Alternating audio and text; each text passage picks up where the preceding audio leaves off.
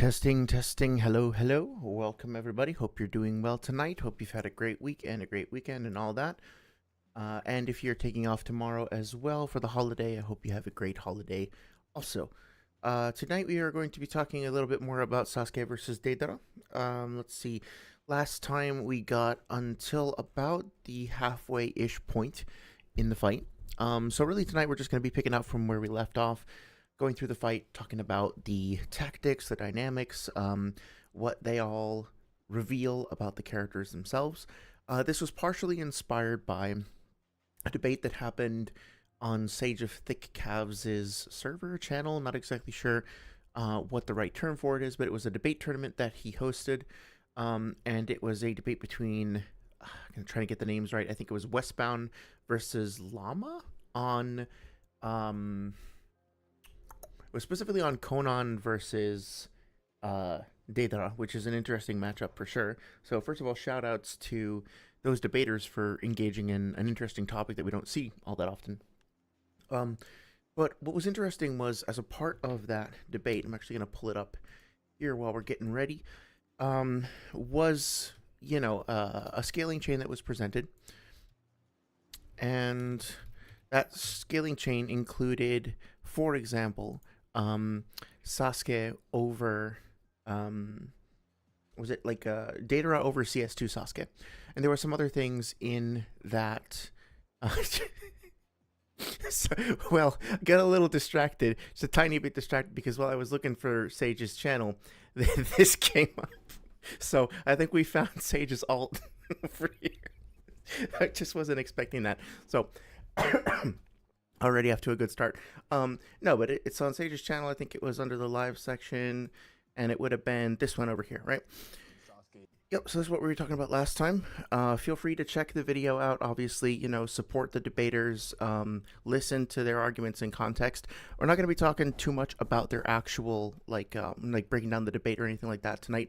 More just wanted to kind of reference this as the inspiration for the topic, and then specifically mention this scaling chain that they presented, which is something that we talked about a little bit last time as well.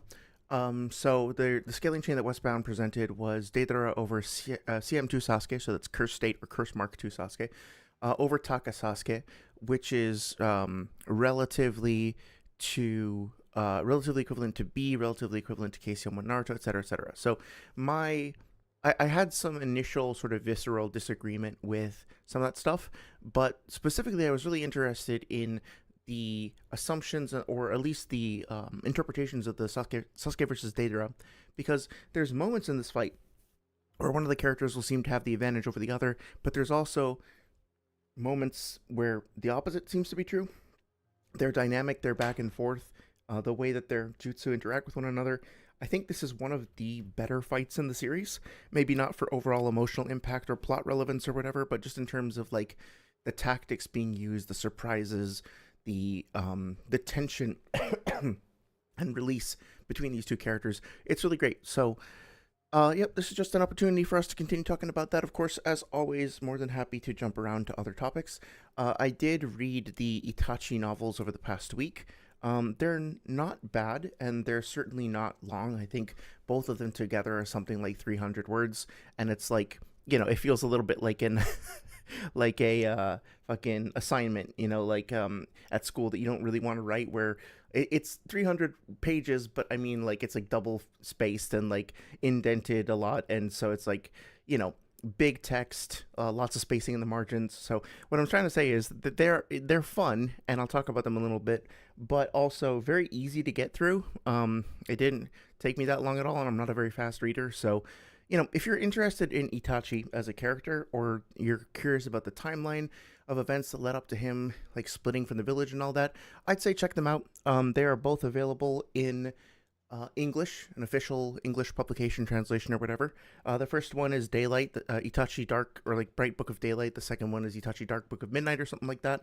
You can find them easily on Amazon or eBay or whatnot.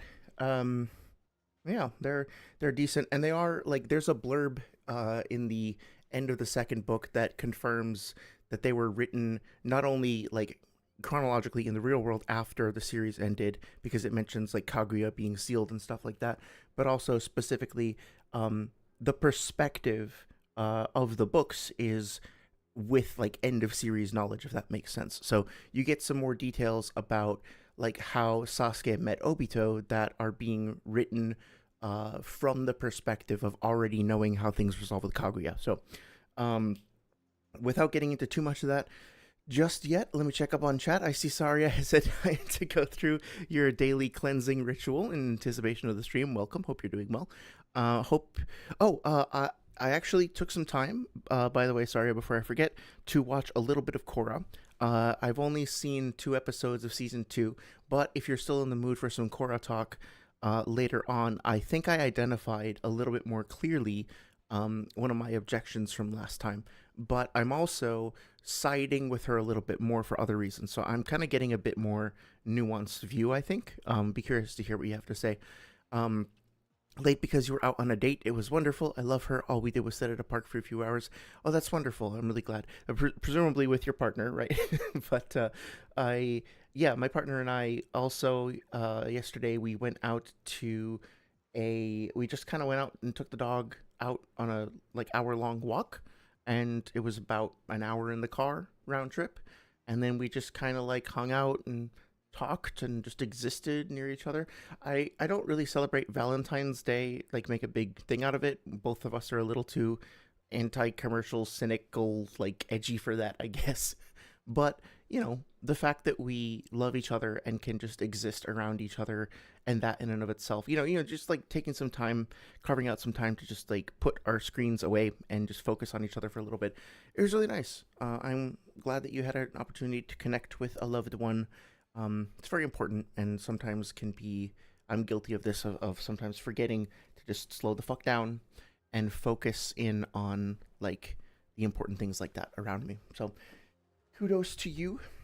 1 second. I just want to make sure that the stream is working correctly because I got a thing on my phone. And it looks like it is. Okay, perfect.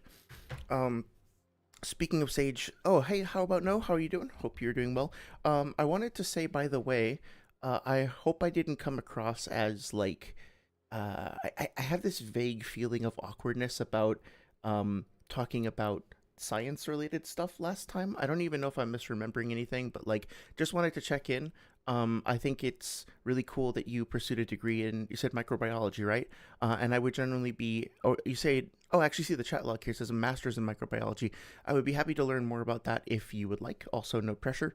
But I just wanted to kind of check in briefly because I feel like you shared that, and then I went on this whole long ass rant and I wasn't sure if you were around when I was done blowing off steam. So anyway, probably worrying too much, but just wanted to check in real quick.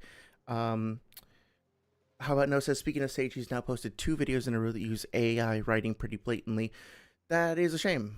I'm curious if, you ran it through an AI checker. Okay, I was just about to ask because I don't really have a sense of how to verify that. It is kind of funny that, we talked previously about how he uses Grammarly for his source of like determining whether or not a data book is like what kind of like style of writing it is, and that determines its credibility to a certain extent. So he does that, and Grammarly is known for, apparently, for its ability to pick up on things like that, right? To be able to scan for plagiarism and AI usage and stuff. At least I believe so. I haven't used it myself. So that is kind of an ironic little twist of fate. And like to be clear, I don't know if Sage is ever going to watch any of these streams. Obviously, he's under no obligation to do so or to respond or anything. But like, I do feel a little bad because, believe it or not, I like participating in a conversation. I like participating in a back and forth. And so when I see somebody's video that like it piques my interest and it says something provocative to me, especially if I disagree with it, I want to engage with it because I find it really interesting. I don't start off from a position of like, I'm going to go fuck with this person or I'm going to like start a fight. I really have no interest in that. And I feel bad because well, to a certain extent, because I feel like I have been really focusing on like one person at a time and being like, I'm just gonna pick this person's work apart. So for the record, right, before we get into me doing that again, just state for the record that I do have a certain amount of respect intrinsically for anybody who makes art of any kind. Now, the AI usage aside, that's unfortunate. But anybody who like consistently puts things out into the world that has their stamp on it, that invests themselves in trying to understand something, trying to share the understanding with others, and like like I said before about the Kakashi video that he did, all Kakashi's jutsu, you know, I genuinely don't believe that somebody makes a video like that coming from a place of no caring whatsoever and no emotional investment whatsoever. Like, in other words, you have to care. You have to be invested. You have to be interested in the subject. So I don't get anything out of like being negative just for the sake of being negative. It's actually, in a way, like me sharing my disappointment, which it seems like, based on the way you phrase that, maybe you can share that a little bit too. Part of the reason why I was so excited about Sage's channel is that like I discovered it right after I was kind of coming out of being disappointed in some other channels and kind of detaching myself from those communities and then being like, oh, here's a motherfucker who actually gets it, right? Like I found his video on Naruto canon and I was like, this guy understands. This guy is going to be, hopefully helping to put the community back on track a little bit.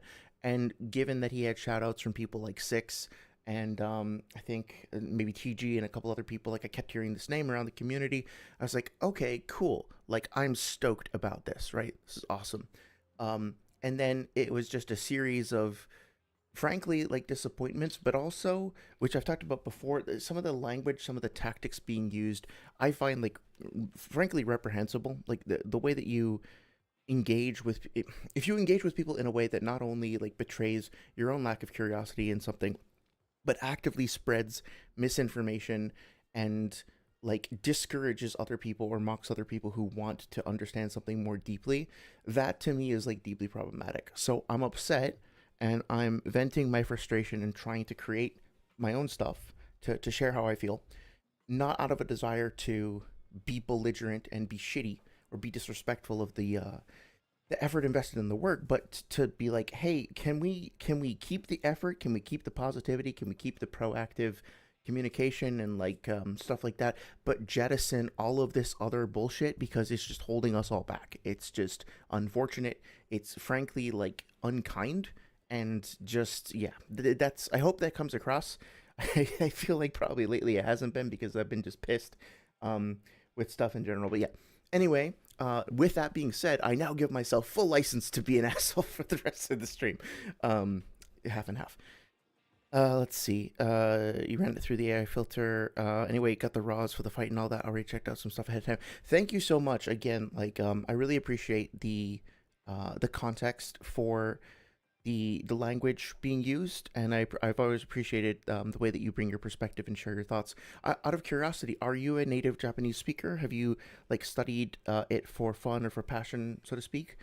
I've tried to take some Japanese classes online myself, but I just haven't like progressed to the point where I feel like I could do any translation myself and be like, yeah, I totally understand this, right? So I'm always impressed by people like picking up new languages and being able to do that.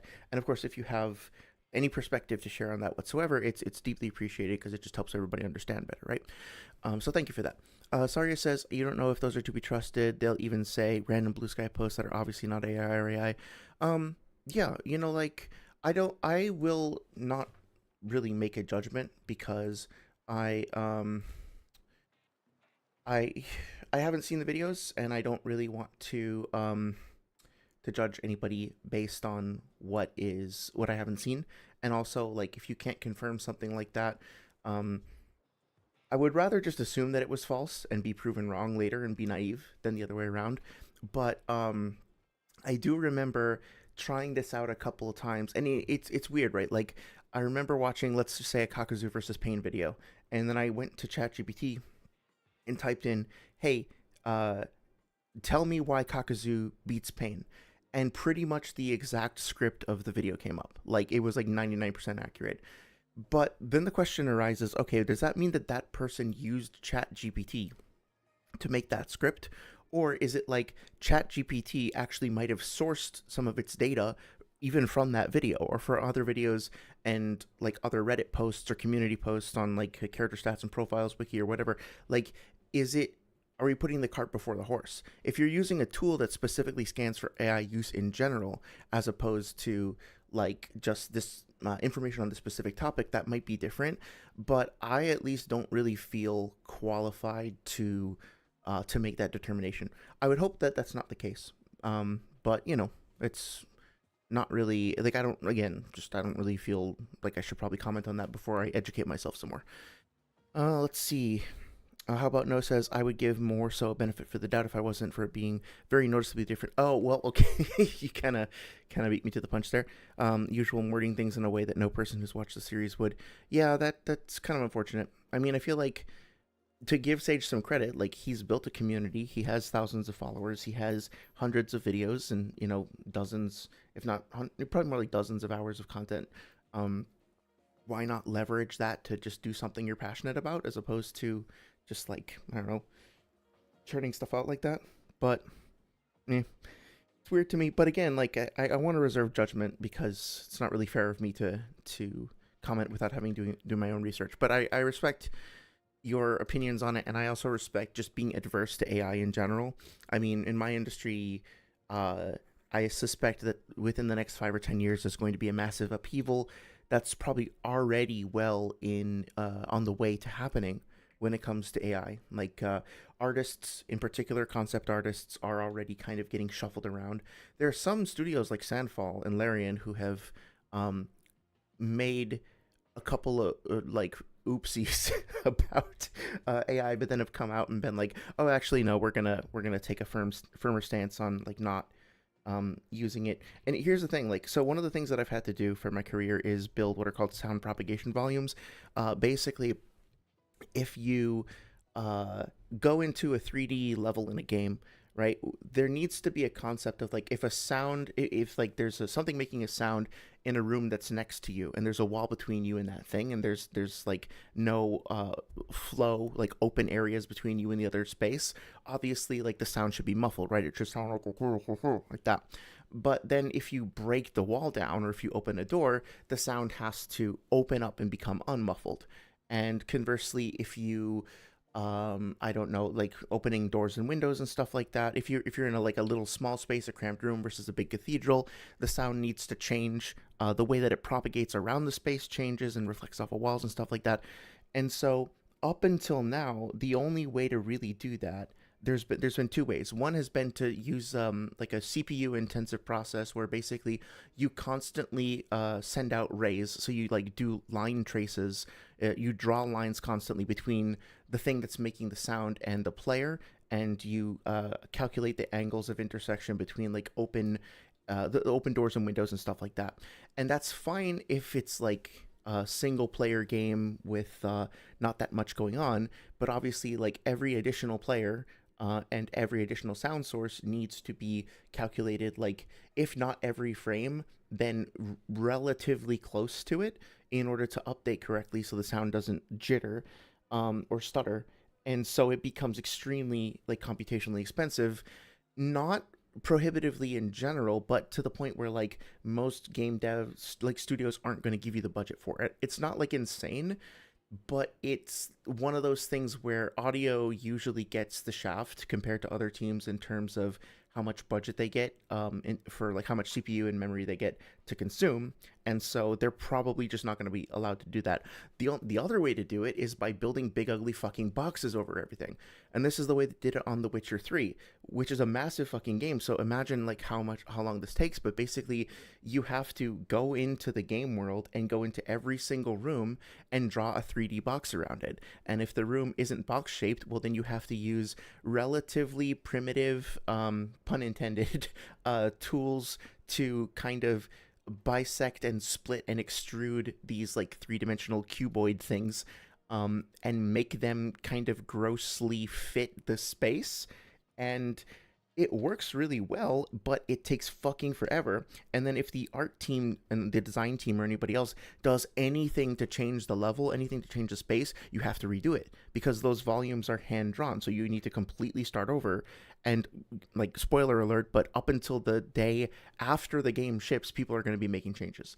So there's no good answer. Finally, though, finally, after like 10-ish years of me like begging for some better way to do it, there is now a solution that basically, if I understand it correctly, the way that they did it is they took a lot of data of people manually building the volumes, and they looked at these different rooms, and they programmatically drew a whole bunch of different volumes for different spaces, and programmatically generated spaces as well, and then trained an AI to basically be able to magically, wizardly draw up custom volumes.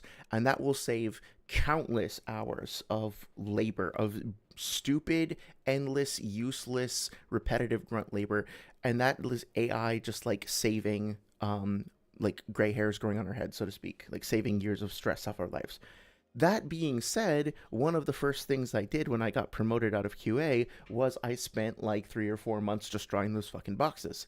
And so that means that like development teams don't have to waste resources on that, but it also means that like junior folks who might have previously had an opportunity to get a leg up by doing the bullshit grunt work that nobody else wants to do, well, a robot's going to do that now. And so it's this weird double-edged sword where like, okay, now that I'm a senior dev, like I can, well, more senior than I was anyway, I can sit back on my cushy throne, rest on my laurels, and be like, ah, yes, have my robot workers do my bidding.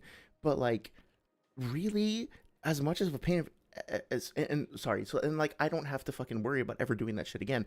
But at the same time, it's like, well, now I don't get to hire somebody to do that. I don't get to give them that opportunity. That's one less thing for a new up and coming dev to do. So it's like this massive double edged sword. Like I think AI can be an extremely powerful tool, and it's gonna make our industry better. And it's also going to like it's going to be the very definition of like you can't make an omelet without breaking a few eggs, right? It's going to rip out big chunks of the industry for better and for worse. Um, and I think that's going to apply to YouTube and everything else. So thank you for coming to my super informed, well researched Sasuke versus Deidara AI TED Talk. Appreciate your patronage. Um, but yeah, anyway, this is just to say that I am sympathetic to the use of AI tools. I think that they will make my life better. And also, I think that they will fuck a lot of stuff up for a lot of people. And we got to be careful and judicious and honest about the way that we're doing this. Like if I hit an a like generate me a Pain versus fucking Hanzo video, or Hanzo's, that's not a good idea. Like, okay, so yeah, Omni Savage recently did a video on Pain versus Sage Kabuto. Great topic, right? So let's say I ask an AI tool to generate me a script based on that, and I wind up agreeing with everything in that script, and I would have written that script myself anyway, and so I just edit it to basically fit my language. That seems to me like a bit of a gray area, right? It's kind of shitty that I didn't do it myself, but also if the tool helped me get to what I was going to do anyway, and it does genuinely share my voice and opinion, then I can see an argument for it. Anyway, this is totally off topic, but like I am really interested and also really worried and also excited and also terrified about AI, so you happen to have unlocked the floodgates there. Anyway, glad to hear you are doing well. And yeah, I figured I might have been worrying a little too much, but I just want to make sure that you felt heard and that, you know, you shared something personal. So I wanted to acknowledge that. So thank you. Let's see. Sarah says, oh yeah, we, or rather I don't, and she just kind of agrees, thankfully, don't really treat Valentine's Day like a romantic holiday. It's just a holiday to love everyone in your life, platonic or not. Yeah, I really like that. I actually tried to send out some messages to people that I hadn't talked to in a while. And just say, hey, you're important. You've been around a long time. Fuck yeah, you rock, you know? So, how about No says, if I had to guess, both the most recent videos are non-Naruto stuff, one being a commission in which he openly says he's getting his info from other people, so that might be a factor. It wouldn't surprise me if the next Naruto video was all him again. That makes sense, yeah. I mean, like, it's a bit of another gray area, though, for me. It's like, if you're getting a commission to, like, so, if somebody commissioned me to make a video on One Piece, I don't know jack shit about One Piece, right? And so I would if I wanted to do that video in a timely manner, I would probably need to go talk to other people who knew a lot about One Piece and get their input. That being said, I would also feel like the person commissioned me to share my opinion and my perspective. And so if that means that they want to hear what I have to say, I'm not really giving them that and fulfilling my obligation business wise if I just regurgitate somebody else's opinion. So I feel like in order to accept that commission in good faith, I would need to commit to actually reading at least the portion of One Piece that was relevant for the video, if not the whole thing. I mean, like, not to sound like to toot my own horn too loudly or whatever, but like when we talked about Kid Vu versus Buhan, I hadn't read Dragon Ball in a long time, so I wasn't about to just like Google pre-existing arguments. I think I did watch, yeah, I definitely did watch like 5 or 6 other people's videos on the topic, but that was after I went through and reread those chapters a couple times in the manga, right? Like I wanted to make sure that I developed my own opinion about it, because even if it's like some dumb bullshit and like it winds up being the case that I don't understand the matchup at all, and like I really am completely ignorant about it, that still feels like more honest to me than just like, oh, here I went to CSAP or VSB and like I'm summarizing what I found there. Like anybody can do that on their own, right? So just my opinion. See it, guess what the Oh, Sorry says, I'm always happy to talk about Korra, especially book 2. I hate how much people blatantly lie about it. Oh, Korra didn't listen, she was warned. No, she wasn't warned, that's not what happened. Tenzin and Tonraq said they didn't want Unalaq to teach Korra, and the reasoning is simply buns. Korra needs a spiritual leader, and Tenzin failed to handle a dark spirit, so he could not be one. And then Tonraq lied to her twice, and Tenzin also lied to her, and now she's nearly a grown woman, and her childhood and teenage years were wasted based on a lie revealed by her uncle. Her trusting him made sense. Yeah, so that is kind of, you said it better than I was going to, I think. You kind of helped me crystallize my thoughts on it. I watched the first, I think, 2, maybe 3 episodes, and that on the pro Korra side, I was kind of feeling that. Like, she was pretty rude to her dad and also to Tenzin. And I don't like the way that she handled that. But also, people, like, especially younger people, can be immature, myself included, when I was around Korra's age. So, like, yeah, it's understandable. It doesn't mean she's a bad character or badly written or whatever. She didn't act perfectly, but okay, that gives her opportunity to grow, right? But yeah, like information was withheld from her that limited her consent to be able to make informed decisions and her autonomy as well. And I understand the desire to protect people by withholding information from them, but as an adult and like a tribal leader and stuff like that, you should be more mature and more responsible than that. Tenzin, I think in the end, he kind of accepted his rejection, quote unquote, with grace. But I think you could make the argument that he was probably letting his own feelings get in the way too much by saying, no, I don't trust this guy. You have to train from me. And he was like attached to his own idea of being the Avatar's trainer, right? And like the austerity that comes with that position. So I think we have a bunch of characters who have a lot of very strong feelings and convictions, who are letting those feelings and convictions guide their actions in ways that are not ideal and not always mature. And so Korra is caught up on that, and she makes some similar mistakes. She's part of that legacy, but her perspective is understandable, especially given all the context there. So I sympathize with her there. What really kind of boggled my mind, and maybe you can talk me out of this, is when she said to, I think she said to Mako that like she was so used to other people telling her what to do and what not to do and not trusting her at all and bossing her around that she like forgot what it felt like for anybody to have faith in her. And I think she was talking about Unalaq there, but that seems so fucking weird to me because yeah, like the helicopter Tenzin and like I guess overly protective father or whatever, or like skeptical father, yeah, they're like helicoptering and they're holding her back, but also like they do believe in her. Like they have supported her, especially Tenzin. Like it's been with her like the whole time. And what's more is that both Mako and Bolin like heaped praise on her. Like I think Mako in season 1 says like, you're the most amazing, courageous, selfless, kind person that I've ever met. And Bolin says similar things. And like, yeah, they believe in her. They thoroughly believe in her. And like, anytime like Mako tries to be there for her, granted, he's a little stiff. He's not like the most, like the biggest empath on the planet, I guess. But he's genuinely trying, and she's just so fucking mean to him. She just like storms off, and she's like, God, if literally anyone in the entire world cared about me at all, it's like, come on, like, give the people around you some credit. They're not perfect, but neither are you, and they do actually love you. And like, I think she eventually grows out of that and is able to see that better. But at the time, it felt like, geez, like you really don't like these people. But anyway, we'll see how I feel about it by the end of the season. Okay, that being said, Sasuke versus Deidara. I think I'm gonna get started diving into this a little bit.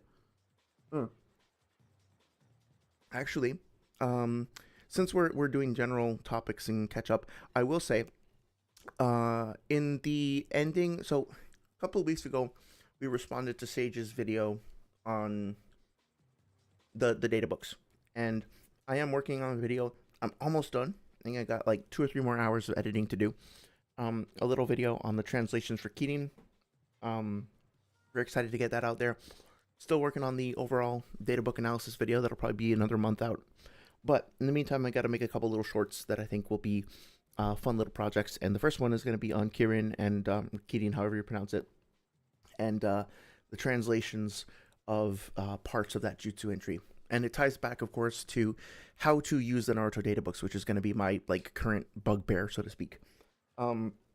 That being said, at the end of Sage's video, something that I objected to, and for those who don't know, who might be like listening to the VOD and don't know which one I'm talking about, and just go look at it in context real quick. It's this one over here, are Naruto's data books reliable? And towards the end over here, there's this section on data book errors. And like, obviously, I'm going to summarize it. We're not going to rewatch it here. So please go watch his video in context so it doesn't seem like I'm, or so I don't wind up unintentionally misrepresenting it, right? But like, my understanding of his point was that he was throwing an olive branch out, apparently, to people saying that the data books are unreliable, or have mistakes in them, rather, by saying, yeah, they do have mistakes, they do have errors, but the errors are specifically related to the timeline, and that's pretty much it, right? And the two examples that he gave were that, this databook entry from the fourth databook says that Sarutobi, Hiruzen, and Danzo were part of fucking Tobirama's team, but Tobirama should have been dead, which is blatantly false. Like, they are on Team Tobirama now. It says so right here, and it also shows them in the part. There's another picture of them in the part of this databook entry that got cut out, and we also saw, like, we read the chapter, and it's like right there in the chapter. So that's just wrong. But the second thing was that apparently there's this mistake that Kakashi makes here about the age of Itachi. So what Kakashi says is that Sasuke joined the Anbu Black Ops and became a commander by the time he was 13. But that doesn't make sense, according to what the databooks say, because the databooks have him being listed as 17 in part 1. So, like, right now he's 18, but in the very first databook, before any of this happens, before we actually see him again, he's listed as being 17. But that doesn't make sense, because at this scene at the very end of pre-Shippuden Naruto, the random Akatsuki member, maybe Sasori over here, says, okay, well, the last time we all met was 7 years ago. When we met 7 years ago, that was when Orochimaru left us. Orochimaru left us after he had the confrontation with Itachi. So that should have happened 7 years ago. So if Itachi is 18 now, he should have been 11 then, which means that he never could have joined the Anbu at age 13. So if you're confused about any of that, I would encourage you to read the novels. But basically, the resolution to this is that in the Itachi novels, it specifies that he graduated the academy at age 7. He got the Sharingan when he was 8. And then he was promoted to Chunin at age 10. Danzo specifically wanted to groom him, not in that way, groom him for like being able to resolve the conflict with the Uchiha clan. And so specifically, he wanted to fast track him to become an Anbu member. And he did manage to get him into the Anbu, I think, when he was 11. And then, like, at the time, you needed to be 13 before you could be promoted to captain. But since Danzo wanted to fast track him, he and Hiruzen agreed that they were going to change the publicly disclosed information about Sasuke's birth. So, or not Sasuke's birth, Itachi's age, sorry. So basically, they fabricated documents and they put out misinformation. The reason why Kakashi thinks that Itachi is 13, according to this, you can call it a retcon, but according to these novels that have Kishimoto's name as the author, in addition to another person, to be fair, the explanation is that Itachi had his age forged so that he was thought to be, by the general public, old enough to enter the Anbu, but he was actually, enter the captain rank of the Anbu, but he was actually 12 when he became that. And then it's very clear, like, the novels almost feel like Kishimoto is like, okay, I understand you guys are confused about the timeline, let me clear this up, because it feels like every 5 pages he says, like, Itachi, who was 7, then met his friend Shisui, who was 10. Itachi was 7, and his 10-year-old friend Shisui went and ate food. It had been exactly 3 months since the last time they ate together, which was also 3 months after they graduated. Like, it's so on the nose. It's so blatant. Like, I will post the notes that I took while reading the book on my new website, which I'm going to make eventually, maybe. As a quick tangent, I didn't have enough room to cram all of the translations that I got into the shorts video, but I want people to be able to see them all in all their context. So I'm going to make a quick Squarespace website this week and just throw them up there so people can see. I'll post these notes as well so that we have like a general Itachi age timeline. But yeah, so the data books aren't wrong. Kakashi was... there was some confusion between the manga and the data books. There was a discrepancy, but the databooks remained consistent from part 1 to part 4, like databooks 1, 2, 3, and 4. They all consistently reported Itachi's age relative to Sasuke correctly and reported Sasuke's age correctly. So by the end of the series, I think some people realized, okay, there's a continuity error here. How are we going to wrap this up? And that's the solution that they came up with. Itachi is explicitly 12, like very clearly mentioned multiple times over and over again. He is 12 at the time of the massacre, and like the same night or the next day, like right after the massacre, he meets up with Obito, who he already knows at that point, and Obito like connects him with Pain to Orochimaru, and they have like a little like Zoom call, and so Orochimaru becomes like he met Itachi when he was a little kid, like 3 or 4 or something, but like he meets him as a quote unquote adult at age 12, and that didn't sound right. You know what I mean? Like, he meets him in his like current era, quote unquote Anbu captain, 12 years old, post massacre. He meets him right after that, and so I don't know when exactly the thing went down between him and Orochimaru, where Orochimaru left, but it seems like, based on the 4th databook statement, it happened like right after then. So again, to summarize, Itachi gets promoted to Anbu at around age 11, then he gets promoted to captain at around age 12, but Kakashi thinks it's 13 because of misinformation. He commits the massacre along with Obito at age 12, and then right after that, the same night, he meets Orochimaru, and at some point very soon after that, it's implied that Orochimaru tries to attack him and then leaves the Akatsuki. So this gets retconned. This thing here, I don't know if this is ever really resolved. I don't know how to deal with this. To me, this is just a mistake that didn't get addressed by all that. So I can understand being how do you say, like, raising an eyebrow about this discrepancy, because I don't know how to reconcile it, but that doesn't mean that the data book was necessarily wrong about this. I think that this scene was just like written before everything was planned out and then got retconned. The data books themselves, in that respect, are consistent. Like, ironically, there are parts of the data books that are precise and consistent, and they are actually the numerical parts. It's not the other way around. So Anyway, my best guess about this, and I'd like to have somebody look into the original. Maybe how about no? If you have thoughts on this, my best guess is that what they're saying here is that they're responding to two separate events, and what they're saying is like it's been 7 years since everybody here gathered together and talked to each other, and then also Orochimaru left 7 long years ago. Orochimaru, fuck. Then also Orochimaru left. That was another thing that happened also in the past, but they did not happen at exactly the same time, and then it kind of got translated and jumbled up in translation.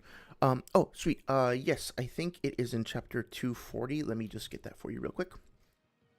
Thank you so much for being willing to look into that. Yeah, so like to sympathize a little bit with Sage, I do understand that the translation itself is a little bit well, that particular thing didn't, as far as I can tell, get resolved by the novels. But if you add the novels up to the ages in the data books, and you can reconcile the thing that Kakashi said just fine. It's easy to reconcile that.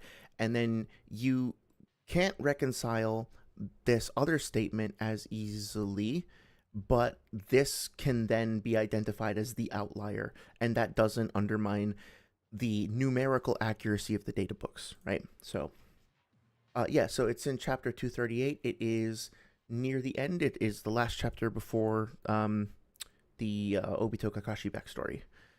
So what he says specifically is the last time we were all gathered like this. The last time we all gathered like this was when Orochimaru left our family 7 long years. So the best I can do to try to reconcile this is to say, like, the last time we met each other was right after Orochimaru left. And also, by the way, 7 years, isn't that a number? I'm now about to say something completely irrelevant about 7 years, but it's like, it doesn't really feel like that. It feels like this has just got retconned, right? And now Orochimaru has Sharingan, right? Because Sasuke has gone to join him, so... I also don't know about, like, we only have... that's the other thing, too. We only have 3 years left. Will you be able to clear all your assignments? What is the 3-year countdown that they're all talking about? Did Pains, like, specifically decide that they're going to run out of time if they don't accomplish things by that date? Is that just, like, Obito decided this is going to be the date for Tsukino-me? And he decided like 7 years ago that it was going to take exactly 10 years to go. Like, I don't know. Feels like there was a lot of stuff here that just hadn't been like fully realized yet. But anyway, catching up with Saria here. John, that doesn't always connect. You can give someone all the praise in the world, but if they don't genuinely feel it because of other sources like how much she's been restricted, it won't click. That is fair. Yeah, it's kind of like how there are people out there who are told that they are loved, but unfortunately they don't believe that and they don't feel loved. Yeah, so I think you're right. I think that being empathetic towards Korra's position is fair. If we are quote unquote enlightened, if we are empathetic, if we don't let our own emotions like get in the way and we just listen to her and try to feel like what she's feeling, I can understand why she feels the way that she is feeling. I also think it's fair to say that while I can empathize with her, at the same time I can also say that the way that she's treating other people around her is not okay. It's not exactly abusive, but it is dismissive and unkind and petty. And I can not hate her for being dismissive and unkind and petty. I can actually sympathize with her and not be angry with her, but I can also be like, this is something that she should work on and that she should do better at. And I think she does later in the series, right? It's an opportunity for growth. It's not like a crippling character breaker or anything like that. So yeah, I mentioned that not to continue to harp on this, but just because it's like, the way this kind of came across to me is like Sage was trying to say, hey guys, the data books are wrong, but they're only wrong about like numerical things, like timeline things, but both of the examples that he used are actually reconcilable and like make sense in context. And so I'm like, okay, I don't understand. It feels like a weird deflection or something. But anyway, that's not really relevant to Sasuke versus Deidara. But since I put myself through those novels this week, y'all gotta learn about them too. I will say there's some really cool stuff in the novels. A lot of it is, so if you are an Uchiha wanker, you should just read them, because basically both novels are, and I'm sure Magog would agree with this, like, they're just like Itachi was the coolest guy ever. He was smarter than anybody else. He was better and younger when he was better than them, and he was faster and smarter and the best one out of all of them all, except Minato. Minato did technically get like higher test scores than him, but he was better than even him in all the other things. And so that's basically like 90% of the text, and then 10% of it is like really good. One of the really cool things is well, actually, yeah, let me just say that there's some kind of cool stuff about the Aburame clan that is thrown in there that I won't spoil, but it is a really really cool revelation. We get some more info on Obito's relationship with Itachi and how they first connected. We get more context on exactly how Itachi awakens both his base Mangekyo and his Sharingan, and also I think some people are probably going to find this annoying, but like we get more context into what exactly happened during the massacre that helps clarify some of the moral ambiguity around Obito or around Itachi specifically. And I think some people reading that will be like, "Oh, okay, I now get him better and this makes more sense." And other people will be like, "No, what the fuck? You can't say that. This is not really it's going to split people, I think." But yeah, check them out if you want. Let me know if you have any questions. I have a whole bunch of notes I took on the timeline. I'm going to try to put a short out about that in a couple weeks. So, anyway, getting back to Snake Boy and Explosion Man. I think we left off last time by essentially celebrating the clever use of the snake grappling hook thing over here that Sasuke does. Really cool. I really enjoy that. I like seeing specific jutsu that are used in unconventional and creative ways. It's one of my like favorite parts of the series is just seeing how people innovate on their jutsu. And one of my favorite like classes of jutsu, which is actually not all that uncommon when you think about it, is that the jutsu that have a very simple core mechanic but can be used in a ton of different ways. So the Chidori and the Raikiri is a good example of that. You know, Sasuke is able to make his Chidori into the Chidori Kusanagi, into Chidori Stream. The Chidori, it might just be the same thing, the Chidori Stream that he runs throughout his whole body. He can turn them into Senbon, like he can extend, like use shape manipulation to extend it, like we saw before, etc. Obito, like his Kamui can only do a couple of things, but man, he uses that shit in so many different ways with such versatility and precision and flexibility. Shadow clones, another great example, right? The shadow clone, nominally, what does it do? It makes a clone. That's it, right? But like the number of things that Naruto is able to do with those range from like creating a distraction to helping him like create a Rasengan or produce a Rasen Shuriken to serving as like a platform that he can jump off of, from like using multiple of them to like slingshot him forward and gain speed and momentum and all that. It's like it's super fucking cool. So I like the fact that Sasuke starts off this fight, you know, by parrying with a snake shield. They uses snakes again here to kind of, you know, wrap around the tree and get himself out of danger. I will say that I think it's appropriate also that Sasuke is relying pretty heavily on Orochimaru's techniques and stuff here, right? Eventually it becomes, well, it's always important to Sasuke as a character to not just follow in Itachi's footsteps, right? Like he had the opportunity to kill Naruto, and he chose not to because he said, I'm not going to just do what my brother did. I'm going to find a way to reach that peak in my own way, on my own terms. With Orochimaru, like Orochimaru probably instructed him to kill all those ninja when he was like that scene where he cleared like 100 of them and they're all lying in the middle of a field, but he doesn't wind up actually killing any of them. And Orochimaru says like, you need to learn to be merciless, you know. And he says, I'll be merciless enough when it comes time to kill Itachi. I'll be and then he says like, I'll be merciless with you or something like that later, right? So he's always kind of not been fully willing to embrace the philosophy of the people like trying to control him and take advantage of him, right? He's always genuinely trying to find his own version of things. This fight, however, he relies so heavily on Orochimaru's tactics and techniques and stuff like that. Now, I think it'll be interesting to go back and look at the fight against Itachi to double check like how many Orochimaru style things he really uses. But I think Sasuke couldn't like narratively, it wouldn't have made sense for him to awaken the Mangekyo until after not just he confronted Itachi, but until after he got rid of Orochimaru's power, right? Because at this point, he is using Orochimaru's power for his own purposes. He's subverting it. He's absorbed him rather than the other way around, rather than yielding his body. But he's still relying on this external power that's dwelling within him, that's waiting to take advantage of him. He's still, to a certain extent, dependent on it and subservient on him. And he can't, like, ascend and achieve his purpose until he learns to master that and to get rid of that.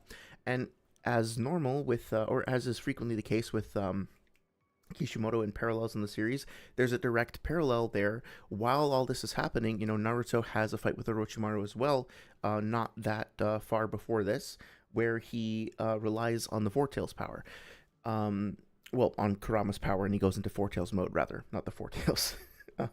But Naruto kind of makes the opposite decision, right? He decides, okay, I can see that when I use this power, when I draw on it, it not only harms me, but more importantly, more to the point, it's harming other people around me. So I am going to disavow it, and I'm not going to use it. And he specifically pushes it away.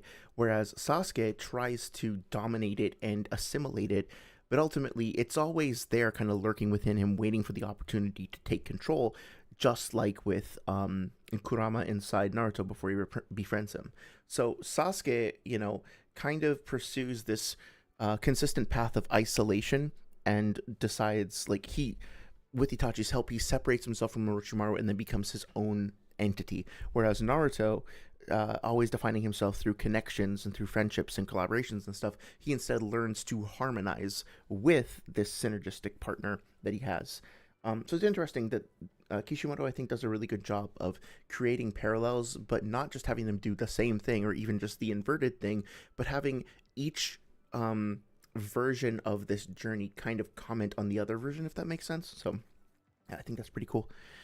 Saria says, this is how I feel about airbending and earthbending. The Avatar novels, not that I'm complaining, air is my favorite element, so I'm glad. That somehow seems to fit with your aerial acrobatics and all that, yeah. It's your favorite element, so you're glad, but earth and air get so much cool shit in the novels. Genuinely, when you look at earth, air, and water, especially in the novels, firebending is just kind of ass. Outside of lightning, they get nothing. White fire and blue fire is just hotter flames. That kind of sucks, yeah. But I mean, honestly, I feel like in general, its applications are a bit more limited, right? It is I guess you could say, like, the most combat oriented element, although that's debatable. But it's not like you can use fire for healing, really. I mean, like, you can use it to cauterize a wound. You can't really use fire for building things, like fabricating things, making defenses. You can use it for power, and I'm sure you could use it to, like, power devices, right? Like engines that run on the energy of it or whatnot. But you could use it for art, but for the most part, it's just not going to have the versatility and applications of those other elements. So I imagine it must have been a challenge for the creative team to figure out, like, what to do with it after a while, because it's kind of just represented as, like, this natural, like antagonistic almost force of nature that's being wielded as a weapon, and it's not given quite as much nuance, maybe, in terms of, like, practical utility as some of the other elements. But I think Korra did a good job of that by introducing lava bending, because that kind of or is lava bending just earth bending, isn't it? It's advanced earth bending, it's not fire bending. Or is it like a Kekkei Genkai where it's like both? I actually don't know. But yeah, I think it's actually earth bending. Well then, yeah, I guess.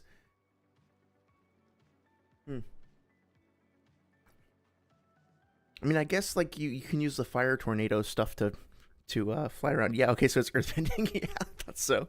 Oh, well, yeah, because Bolan's an earthbender, so I guess firebending kind of got the shaft. Kind of sucks. Yeah. I don't know why that makes me a little sad. But, yeah. I keep going back and God damn it. Going back and forth about what my favorite element is, but honestly, I think I would have to go with earth.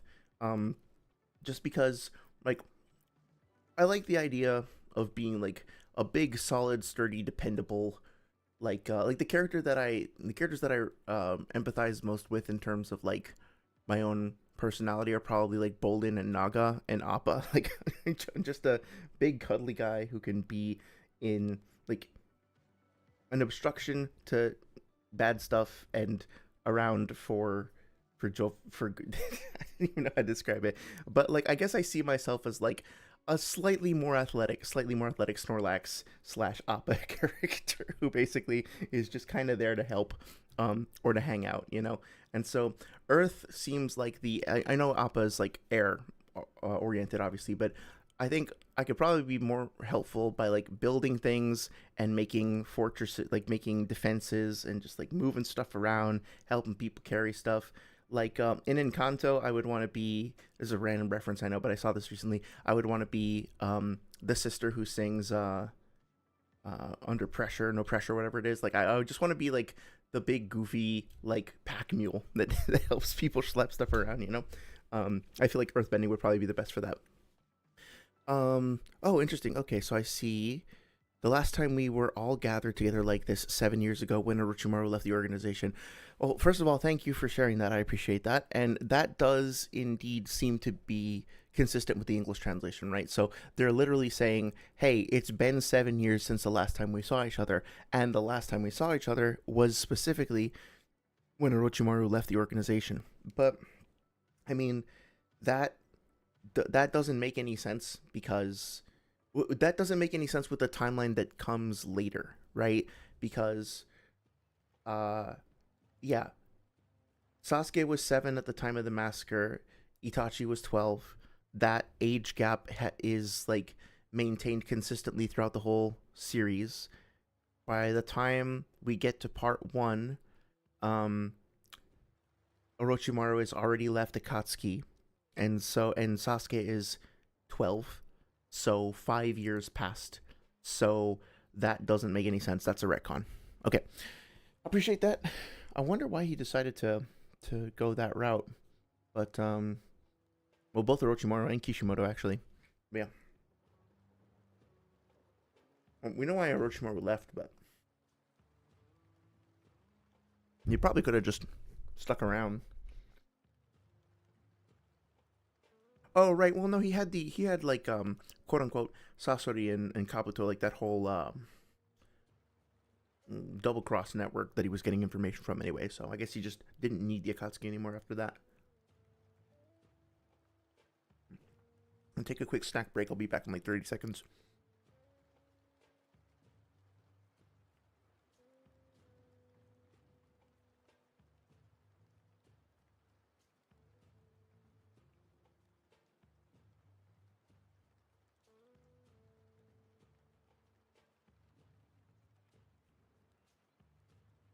Okay. So one of the things I think is like an underrated moment, perhaps we'll come to it um, in a few minutes, is there's that scene where after Deidara dies, spoiler alert, um, the Pain is like the other members of the Akatsuki are like bickering over his death, and Pain says something along the lines of "Let us try to mourn him quietly," and I forget where it is. I'd have to go look it up, but I'm pretty sure that there's a statement in the third data book um, that says something along the lines of, you know, Pain maintains a sense of decorum and respect between team members. That's part of how he keeps the organization as solid as a rock. Um, so specifically, like, obviously, you have a bunch of hot-headed, like, violent criminals, and they all come together under one roof. There's bound to be tension. There's bound to be conflict. But Pain still views them all as comrades, like, on a certain level. I don't think he has the same affection for them as, you know, he probably did with, well, that he does with Conan, or that, you know, Jiraiya and Tsunade and Orochimaru used to have with their cell back in the previous Great War. But, or like any of the Genin teams or Chunin teams or whatever. But like, at the same time, I think that Pain does acknowledge on some level that the people that have joined the Akatsuki are fighting and dying for his cause, and he genuinely believes that he is working in the service of peace. So he respects that. He appreciates that, even if they have their own motivations, even if they're like being they're jackasses or murderers or whatever. He still respects that part of their alliance, I believe. And so when it comes to Deidara's death, even though Deidara is a literal terrorist, he was still a part of the team. And we have this like quiet little moment where there's at least a nod of respect and nod of appreciation for his sacrifice. Right? So which is a nice little detail about Pain. Yeah, Luisa Madrigal, my beloved. She was my goat in Encanto. Yes, it's because I was like 18 or 19. I was like, that's hot, but hey, that's fair. That's a totally reasonable reaction to that. Being able to like literally lift a church, which a power I wish I had. Oh, by the way, I started watching Superman. My partner and I got about half an hour into it, and at the time, maybe because of the mood we were in, we weren't super hardcore vibing with the plot and the dialogue and the structure. Um, but I'm gonna give it another shot. I want you to know that I did actually at least try to watch it, and I want to keep going because I want to see what the uplifting, positive, hopeful message is, especially since we just watched. I don't know what possessed me, but we just watched the Lilo and Stitch remake, which was, I don't even want to say that it like made me angry. I literally 15 minutes into it, like my emotional core just turned off. Like I just stopped feeling human emotions, and I just sat there like with my mouth open, like I was in a stupor, and I was just. I was like, okay, okay, fine. Like, I can't fight this. I can't change this. It is what it is. I'm here, right? So, I did this to myself. I have no one else to blame. But then we went back and watched the original, and I'm not ashamed at all to admit that I cried like multiple times, like ugly cried with the fucking, like some of the scenes in that movie. It's so touching. It's so beautiful. And the storytelling, the cinematography, the art, just everything is like, it's so just endearing. You have to work incredibly hard to fuck that up, and it's almost impressive going back and looking at the remake now at how abysmal it like how completely and utterly they missed the point. And I don't want to like stray into the territory of being like rah, everything Disney does is terrible, I hate it, blah blah blah. Like no, like I enjoy some modern stuff. I but well, nah, do I enjoy some of the properties that Disney happens to hold the copyright for, but as for Lilo and Stitch, yeah, it was so wonderful to go back to the original and then also be like, what the fuck is happening? How do you ruin something like that? It's so good. Like perfect example, right? Um, the in the original, Stitch gets frustrated because he lands on like this tiny island, and Hawaii is not just one island, so he lands on a small island, and there's no way to get to the mainland. But apparently, um, or sorry, there's no like you can get on a boat to get to the mainland. There's no major city, and he just saw like the footage of the spider destroying the city in that old horror movie, so he wants to destroy and break and crash, but he can't find any major metropolis to do so.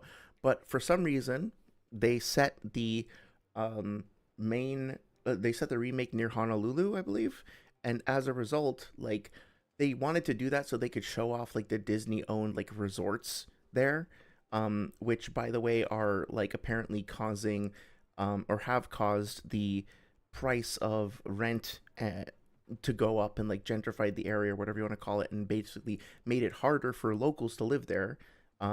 So basically, what Disney did is they took their own property and then they used it to promote their own stupid bullshit resort that is actively making the lives of people in the place that they're setting this movie worse, and making things harder for them and ruin their own story just so they could like shift it over to like it's fucking stupid.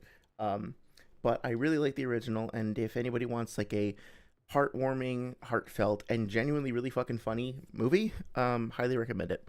Anyway, um, Saria says, "Let us mourn him quietly." Fuck that guy. Sorry, I don't know why it came out like that. Fuck that guy.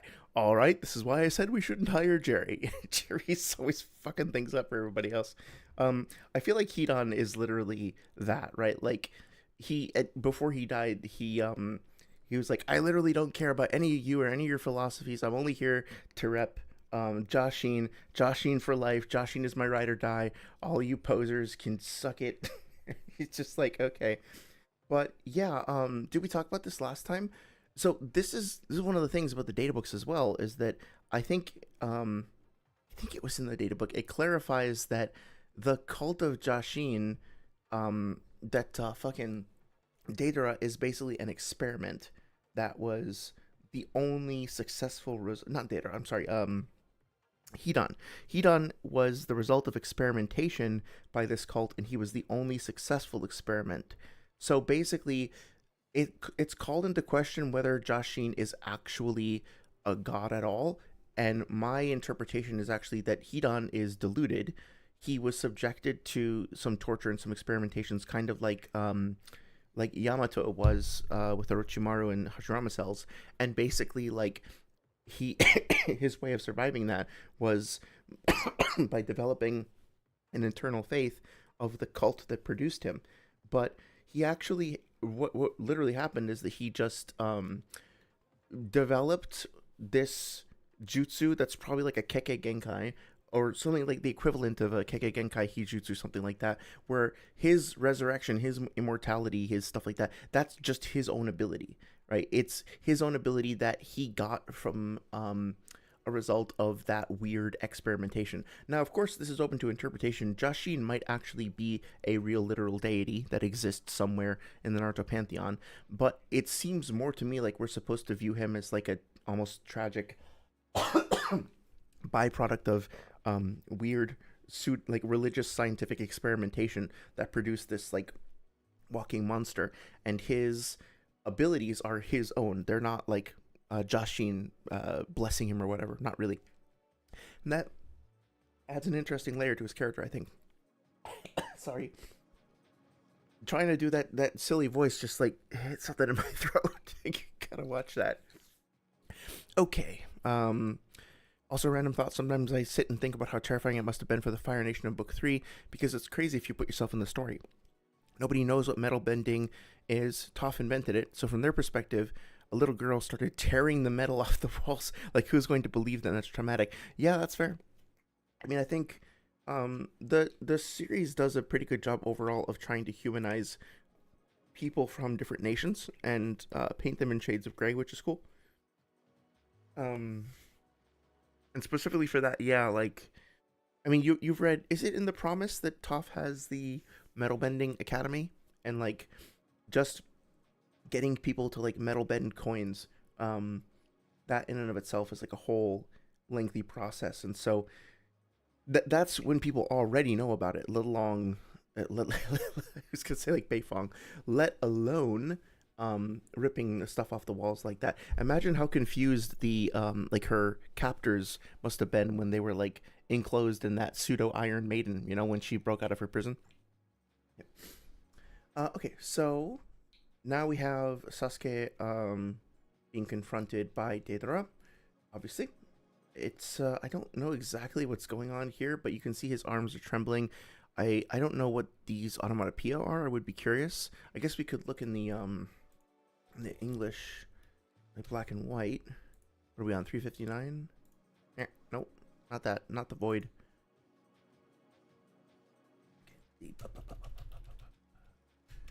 Okay, 359. Let's see. I'm just kind of curious. So shook. Is he like? Oh, is it just like his arms shaking? Like he's yeah, they're trembling. I think these little like lines over here are supposed to indicate that his arms are like shaking, quivering or whatnot. So that makes sense.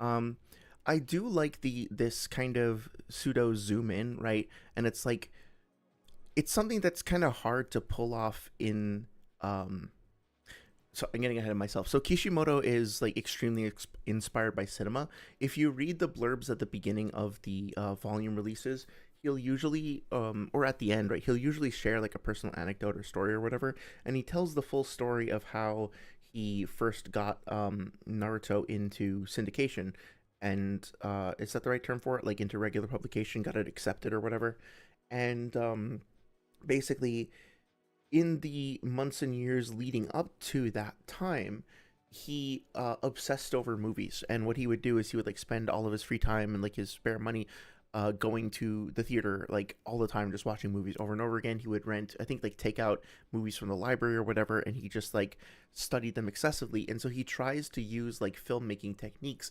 in his work, especially in terms of like pacing and knowing when to like leave a cliffhanger and stuff like that. He studied that in particular.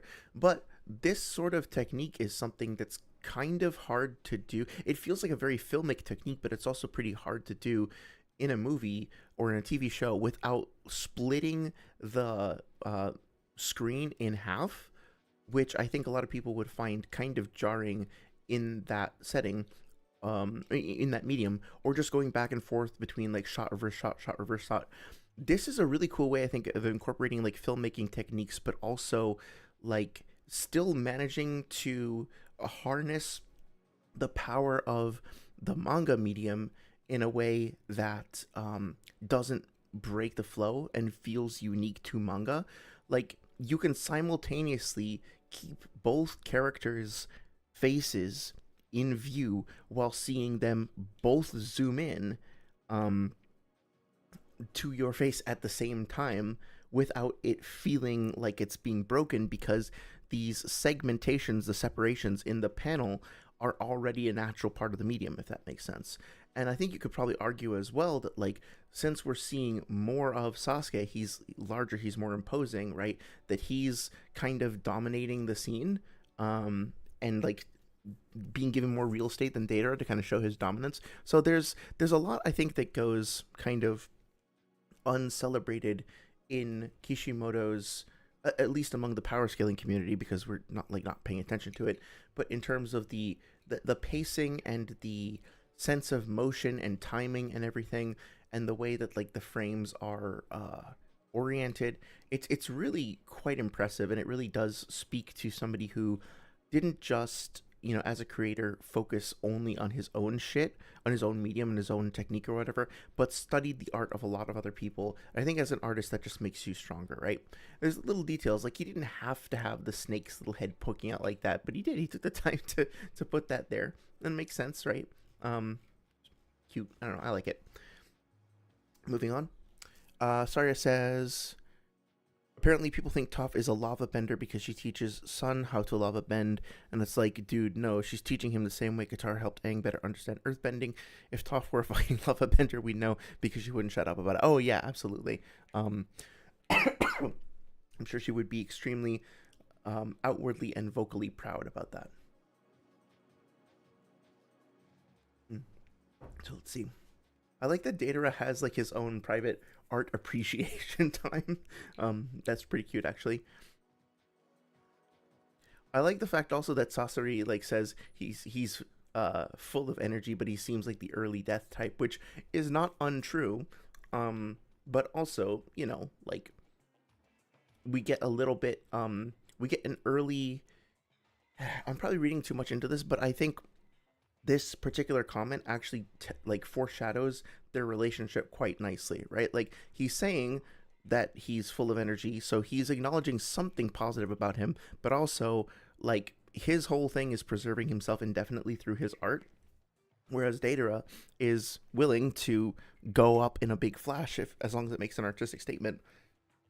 So it's kind of setting up what their dynamic is going to be, I think. His talent will be very useful. Yeah, terrorist bombings. So, Deidara is very proud of his art. Again, this is kind of charming, isn't it? It's a little bit endearing. My art goes far beyond this as well. Versatile objects. This thing can also explode.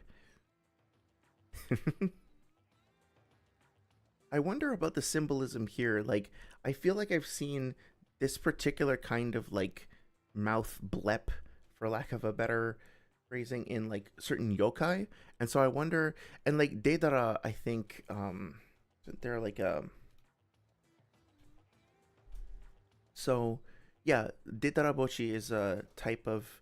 Oh yeah, that's right. We talked about this before. So one of the names that is given to the Ten Tails is Deidarabochi, and uh, also this like Nightwalker thing in Princess Mononoke, I think it is called Deidarabochi, and it is a specific type of yokai, right? So let's just look at this real quick.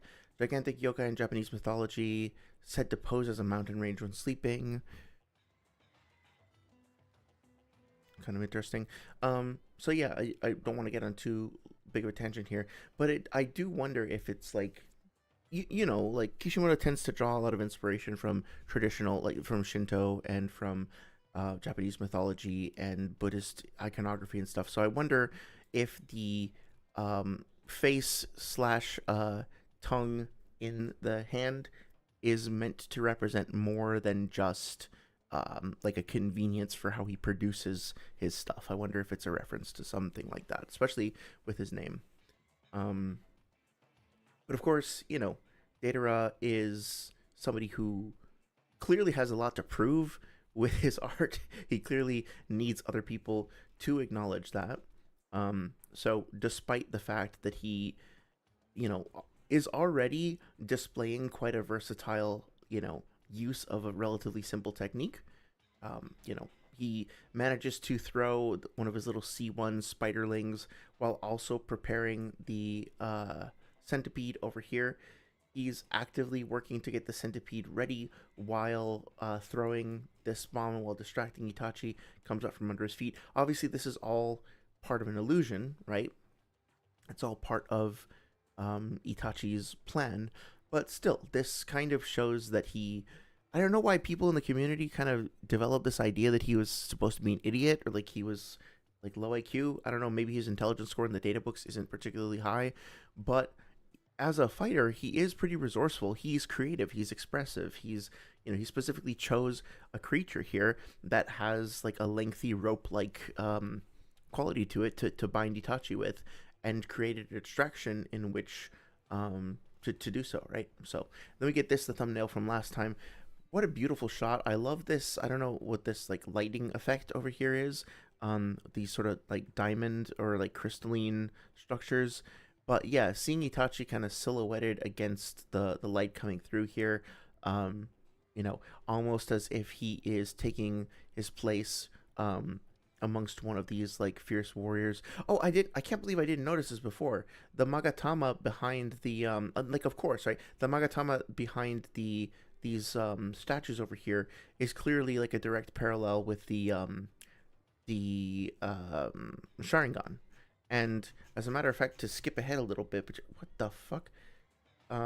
Okay, so just to skip ahead a little bit, but keep that in mind, keep that image in your head, and then look at this, right? Like, we specifically get like a callback to that moment of this particular pattern, like the Magatama with the halo in the middle, being like haunting him and like breaking through his illusion of his art having triumphed. What a cool callback. And I can't believe I didn't catch that before, but just goes to show you like sometimes my focus can be a little un-Sharingan like, I suppose.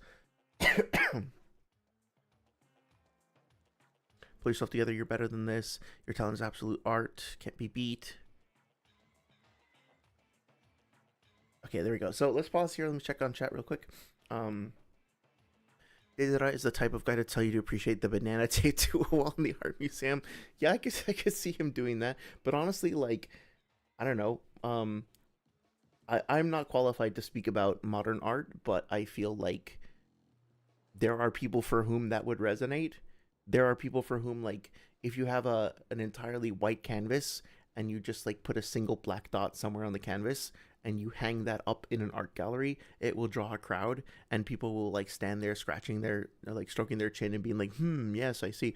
And like genuinely get something out of it. So I don't know, like, I don't want to get too deep into this, but like, I have this thing about modern art and jazz that, like specifically like stuff like I don't know or clowncore. I guess that some of the same people might be involved in those bands.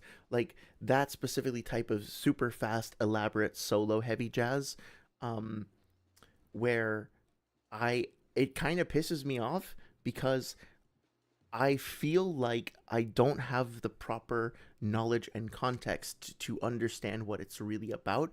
And so my brain just interprets it as like annoying, lengthy bullshit noise, which makes me feel stupid.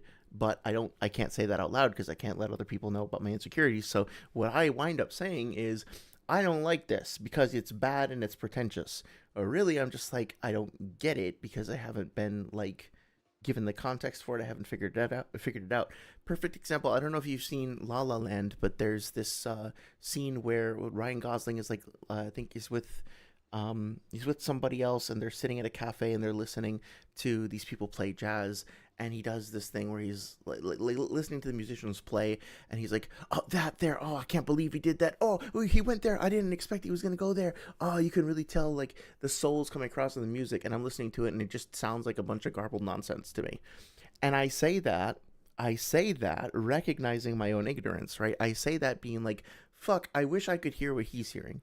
Clearly, as somebody who plays music myself, clearly what the musicians are doing requires supreme talent and a lot of skill and a lot of practice. And like, you can't just flail around because I've tried. If you just try hitting random notes, it doesn't sound like that, right? There is a communication that's happening there, but it's so beyond my current paradigm that it my brain cannot process it. It just sounds like garbled noise, and it pisses me off because it's exposing my artistic inferiority. So I sympathize with Data right here. Like I want to be able to get it, and I still haven't figured it out. So maybe one day. Um, cool. So welcome to John admits he doesn't understand. It's Jazz the stream. Um, Saria says Data is the type of guy to tell you, "Oh yeah, the banana in the museum." I would appreciate it. I would appreciate it because I just like bananas. Saria says, "Was that a Yokai Watch reference? Me as the only Yokai Watch fan." There's got to be at least a couple more out there. I've seen they're doing a good job of like putting the merchandise and stuff out there. Um, I almost considered like getting into it specifically because I really like yokai. There's a book that you might like called Raid of 100 Demons, I think. Yeah, this one. Granted, it's written, I believe, by a Westerner, so I don't know if it's really written from the perspective of a native person who has grown up with the stuff or whatnot. So take it with a grain of salt. But I have this book. It is basically what it's like. Is it? I think it's kind of geared a little bit more towards a um, younger audience, but it's like a supposed field guide to to yokai. So like the idea is if you're a ghost hunter, right? You pick up this book and it's got illustrated illustrations and backstories, and it's kind of like a data book of yokai essentially. And it's like if you want to encounter this one, you got to go to this mountain at this time. And you got to bring this kind of food with you because this guy really likes cherries, and you got to put them under a rock and let them ferment, and they'll come out. And then, but don't look them right in the eye, or you'll steal your butt. You know, it's like that kind of stuff. But it's a fun, lighthearted way of learning a bit more about some of the popular and common tropes that you will see in a lot of yokai inspired media. Something that you'll probably notice right away is that there's a lot of just fear of women. Um, I would say that maybe I'm trying to see if I have it on my shelf somewhere. I've got this book called Japanese Ghosts and Demons. That's different. It's also a good one. Um, but no, I gotta go find it later. But yeah, so like I'd say maybe a quarter to a third of the entries are just like variations of X, Y, or Z onna. There's like mist woman, water woman, onna meaning woman, ground woman, like, and basically it's just this looks like a beautiful woman, but if you get too close, she's gonna bite your dick off. This looks like a beautiful woman, but she's actually a dead woman, and if you get too close, she's gonna bite your dick off. Right? Like so many of the of so much of the imagery surrounding the like fear of spirits is basically just like maybe stay away from women because they're really scary and you never know what they're really up to. You never know what they got going on down there. They might bite part of you off that you want to keep. It's like low-key a little misogynistic, but I say this as somebody who is not a part of the culture. I say this with my own limited perspective. But it is kind of weird that that there is so much of that in there. So Deidara is now barfing. So anyway, getting back to it. Asari says, I bought the newest game, and yeah, it's in Japanese, but the fact Nate can actually fight yokai with his yokai friends, Pokemon would never. No sauce. Well, aren't there a couple, just to play devil's advocate, aren't there a couple Pokemon that are like kind of yokai inspired, if I remember correctly? But yeah, that's cool. Let's see. Eating the detonation clay, and kill you with this, my masterpiece. So it's kind of funny that in the third data book, let's see. I think we went over this last time, but let me just see. Naruto, data book 3 English. Please come up over here, and then we can do this and bring this here. Please and thank you. Get the fuck over here. Come on. I'm sorry. I'm getting frustrated. 1 second. Okay. So, at the end of this data book, there's a dictionary. I think we looked at it briefly last time. One of the things that is in Deidara's entries is, or in the entry regarding things that are related to Deidara, is this. Right, so on page 338, it says, Deidara says, Ohako, my prize masterpiece. One of Deidara's signature pieces is a highest level clay bomb with C3 chakra mixed into it. Its explosion has a giant radius and causes enormous damage. So this is the one that he uses on the, and of course we have the entry for piggyback, obviously. Playing possum, a jutsu question mark. So yeah, so just keep in mind that this is a dictionary, but also it's one that often uses a lighthearted and fun tone. So it's not like a dictionary necessarily. Okay. Anyway, Ohako, my prize masterpiece. I think I've heard there be some confusion about the nature of this jutsu being Deidara's strongest. Now, this statement does seem to indicate that it's Deidara's strongest, like, prize possession or whatever. But also, here he says, I'm going to kill you with this, my masterpiece. So I guess some people would argue that because the data book says that C3 is his masterpiece, that C3 actually has more killing potential, however you define it as AP or DC or whatever you think it is, than C4. I don't think that is the case. I think that you could argue that they are both his masterpieces, although that feels a little weak.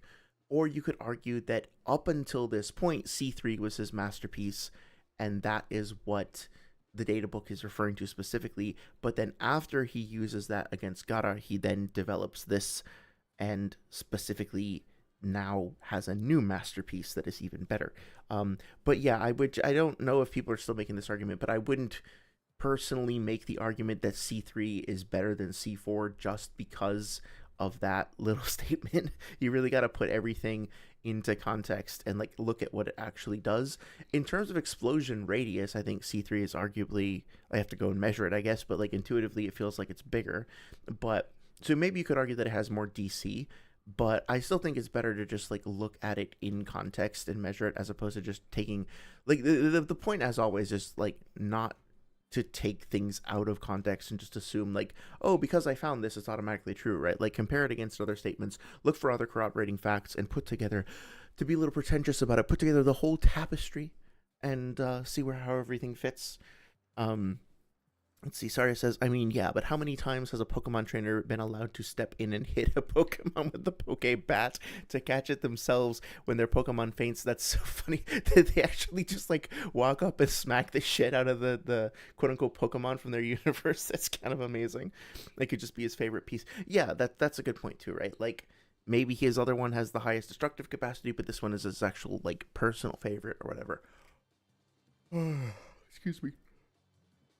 this was supposed to be my trump card to kill Itachi. Oh well, this is an explosive too, right? So worth noting that Deidara is quite fatigued by this, right? Or it definitely seems like it takes a lot out of him, which makes sense.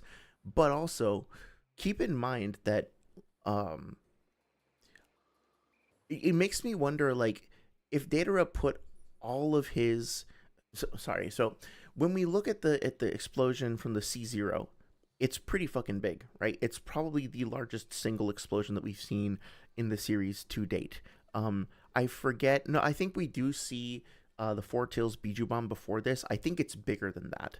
Um, I don't think we haven't seen Killer Bee's Biju Bomb yet, so it might not be bigger than that, but it's pretty fucking big. He says it's a 10-kilometer radius.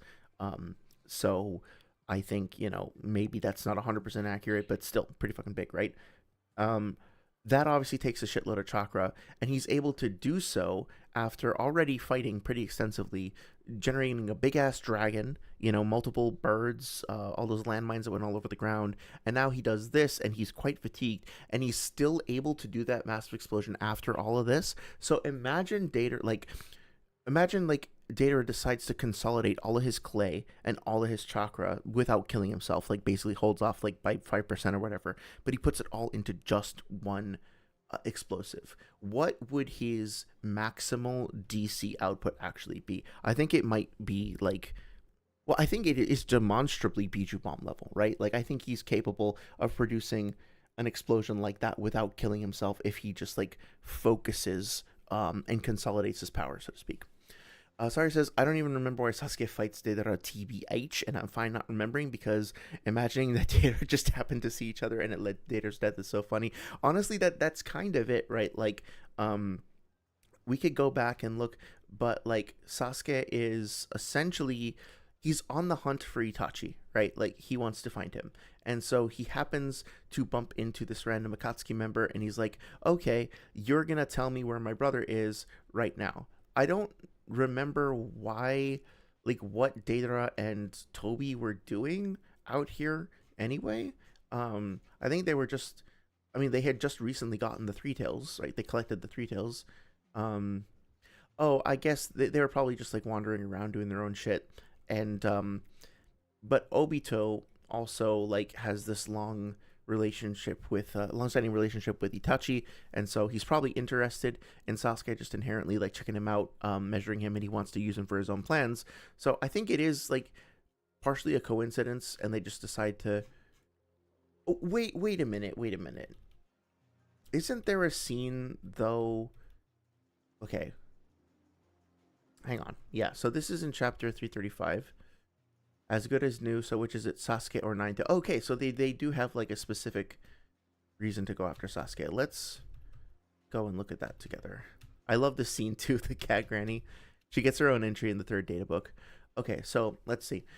So they got Roshi, right? Where to? What do you mean? What are our choices?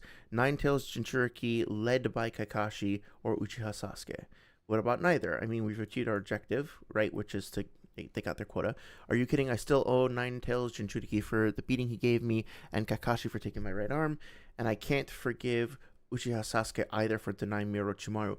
Oh, okay, so he specifically wants to go after him because he wanted to fuck with Orochimaru? I forget why he didn't like Orochimaru, though. Let's see if they have more details here. It's because they're dead. Let's see. Even that zombie pair were mortal. I'd love to see how they died.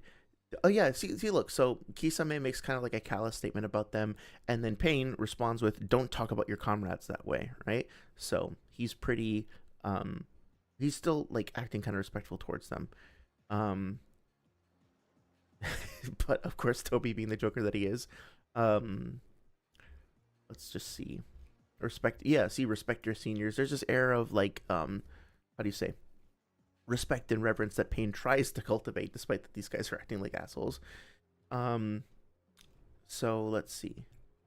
There's one other killed, Orochimaru. Okay, It's been, oh, interesting. Okay, so it's been 10 years since he left the Akatsuki. So here's another instance of that. Well, at least we've been spared the task of killing him ourselves, but pretty impressive work to have taken down someone so powerful. Who did it? Sasuke did it. Okay, so hang on a second. This. Fuck. So by this point in the story, 3 years would have passed since the end of part one, right? And so that 10 years would seem to match up with the 7 year statement from before. So this is actually kind of pushing things back towards Orochimaru, like that timeline thing being accurate, which is really weird. So they did actually reincorporate that. Huh. Okay, so now I'm gonna have to like save this and think about this more later. Hang on a second. I'm gonna put this on my desktop. Okay. Yeah. Because that's weird. That seems to be confirming the timeline that I was saying before got retconned in 238. Interesting. Okay. Gotta do some more detective work there. Okay, so let's see. Cell of his own. Suigetsu and Bipolar Jugo. The rest of you.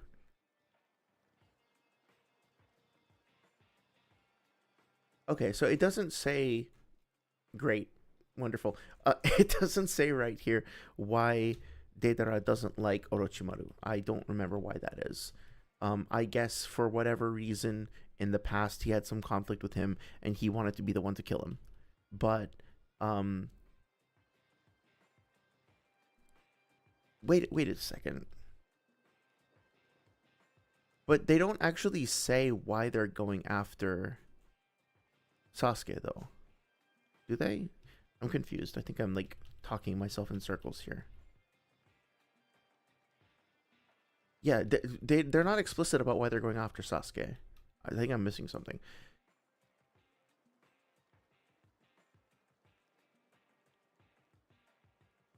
Oh, I think I understand. Can't forgive for denying me Orochimaru. Okay, I gotcha.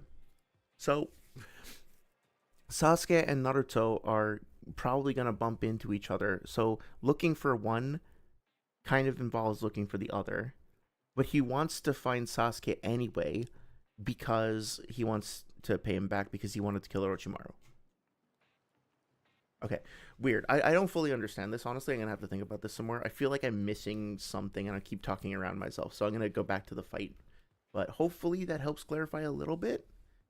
They were specifically looking for Sasuke. I'm just not 100% on why that is the case. But yeah. Going back to where we were over here. Let me catch up on chat real quick. How about No says, note in the specific databook you're quoting for that specific entry in Japanese, it just says it's his highest level detonator. Oh, okay. Nothing about masterpiece. Later in this fight in the Japanese, he calls C4 his greatest, best masterpiece. Oh, highest level explosive flame. Oh, okay, gotcha. So I guess that's a good way of consolidating, right? Like in terms of just like overall payload of a clay bomb, Ohaku would be his masterpiece in that regard. But in terms of like overall artistry and like overall like maximal killing potential, C4 would be superior. And I guess it kind of makes sense because it's just like a larger projection of himself. So there's more like of his own personal ego wrapped up into it. That would be his masterpiece. Although it does kind of, it's less super flat compared to, you know, his previous creation. So that is interesting. I think that reveals something about his character. Don't talk about my friends that way, bro. We're the bad guys. Shut up. The Akatsuki Ido was destroyed by Shinra Tensei. Pain's whereabouts are unknown. Yeah, the Akatsuki been real quiet since Pain just had to discipline them all for being moderately disrespectful to their dead comrades. But that is in character for him. That's in character. How about No says C0 does get called the ultimate art. Also, Deidara does indeed call it an unprecedented explosion. So it's reasonable to presume it's above an average GBP. Yeah, he's probably at least aware of like the. Well, I mean, I don't know if you can prove this, but I would assume that maybe they have some intel on what the Biju are capable of, right? Especially if they've already captured multiple of them. They might have witnessed a Biju bomb in the past. although this doesn't mean I'm conceding about the Kakazu stuff. It doesn't mean he necessarily saw one during the Yugito fight specifically, but yeah, it's possible. Oh hey, how's it going, Kakazu and Holidays? Hope you're doing well. Have you been keeping well over the past? What's it been, like a couple months now, right? Since we chatted last. Hope you're doing well. Um, well, indeed. Yeah, we got more data stuff going on tonight. I don't know if we'll be talking much about your boy Kakazu this evening, but yeah, this fight has been a lot of fun to go over so far. Let me know if you have anything that's on your mind that you want to talk about. Hope you're doing well though. Saria says looking for Sasuke to kill Sasuke because he killed Orochimaru and Deidara wanted to kill him. Yeah, that makes sense. Um, Kind of weird to me, I guess, that Pain would be like, yeah, sure, just go ahead, just go ahead. But they do say, like, Itachi, are you okay with that? And he kind of doesn't say anything. Oh. I wonder if Itachi thought that Sasuke would actually die to Deidara, would he have intervened? Like, obviously, Sasuke is the most important thing in the world to him, but he lets Sasuke get into situations where he could die. Now, something that's revealed in the manga or um in the novels is that Itachi has a certain intrinsic respect for anybody who considers themselves to be a full-fledged ninja. Like, okay, so mild spoilers for the Itachi novels for the next like 60 seconds. 3, 2, 1, go. So he in a certain mission he comes up across I think they're Cloud Ninja, or they might be from like Miss Ninja, I forget. But he's like fighting a group of them, and he's defeated most of them. But then one last one comes charging at him. He has no hope of winning, and as he gets close, Itachi sees that he's a 10-year-old kid, and this is like significantly before the massacre, obviously. And so I think there's a moment where he kind of acknowledges, hey, what's about to happen is fucked up. But the way that he handles it, and he's like, okay, I'm acknowledging you. He says this to the kid. He's like, I'm acknowledging you as a fully fledged ninja because I respect the fact that you are a full fledged ninja despite your young age. I'm going to treat you with the respect that deserves. And he executes him in a way that kind of like, it's specifically mentioned that he steps out of the way so that he doesn't get any blood on him because that was apparently a sign of more respect among ninja. So he does also have this part of him where it's like, okay, if I acknowledge that another person is a shinobi, then that means that I have to be respectful of their death as well, and not get in the way of that. So I wonder if he struggles with that with Sasuke, right? Because obviously, like, he doesn't want anything to happen to Sasuke. He's willing to do pretty much anything, including like threatening Danzo, like showing up in the village to like remind Danzo that he's still around, sacrificing his own life to ensure Sasuke's safety. But he kind of just like lets him go to Orochimaru. Like, Sasuke might have lost to Orochimaru. He might have lost to Deidara. Like, he comes very close to losing to Deidara. So like, is there ever oh, okay, here. So what's kind of funny is that at a certain again, mild spoilers for the book, but there's a scene where during the massacre, Itachi and Obito are going about their business, and Itachi confronts somebody. I won't say like who, but he's confronting somebody, and then he like sort of accidentally summons Obito, and it's explained that if Itachi holds Obito's, well, Madara, he calls him Madara at the time, but if he holds Obito's like image in his head and focuses on it, that will send out like a chakra signal to Obito. He'll pick up on it and he'll use Kamui to teleport to his location. So basically, Itachi has like a lifeline to Obito whenever he needs it. He just like, at least back then, he just focuses really intensely, and Obito like picks up his distress signal and comes in. So I wonder if Itachi has some kind of similar chakra like monitoring system or something.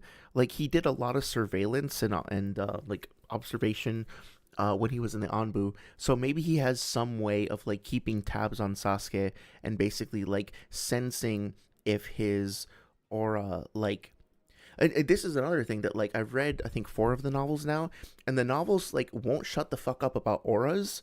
Um, when like in the Scarlet Spring ones or whatever, like when Sasuke and or, sorry like yeah Sasuke and Sakura are wandering around in the observation research center, whatever the hell it's called, the prison, right? They keep like suppressing their aura, and Kakashi when he's sneaking around in Retaku and Nagare and whatever, he's also like always suppressing his aura. In the Itachi novels, it talks about how like people can feel each other's auras and they can feel disturbances in their auras, and like if they don't want to get detected they have to specifically turn their auras off.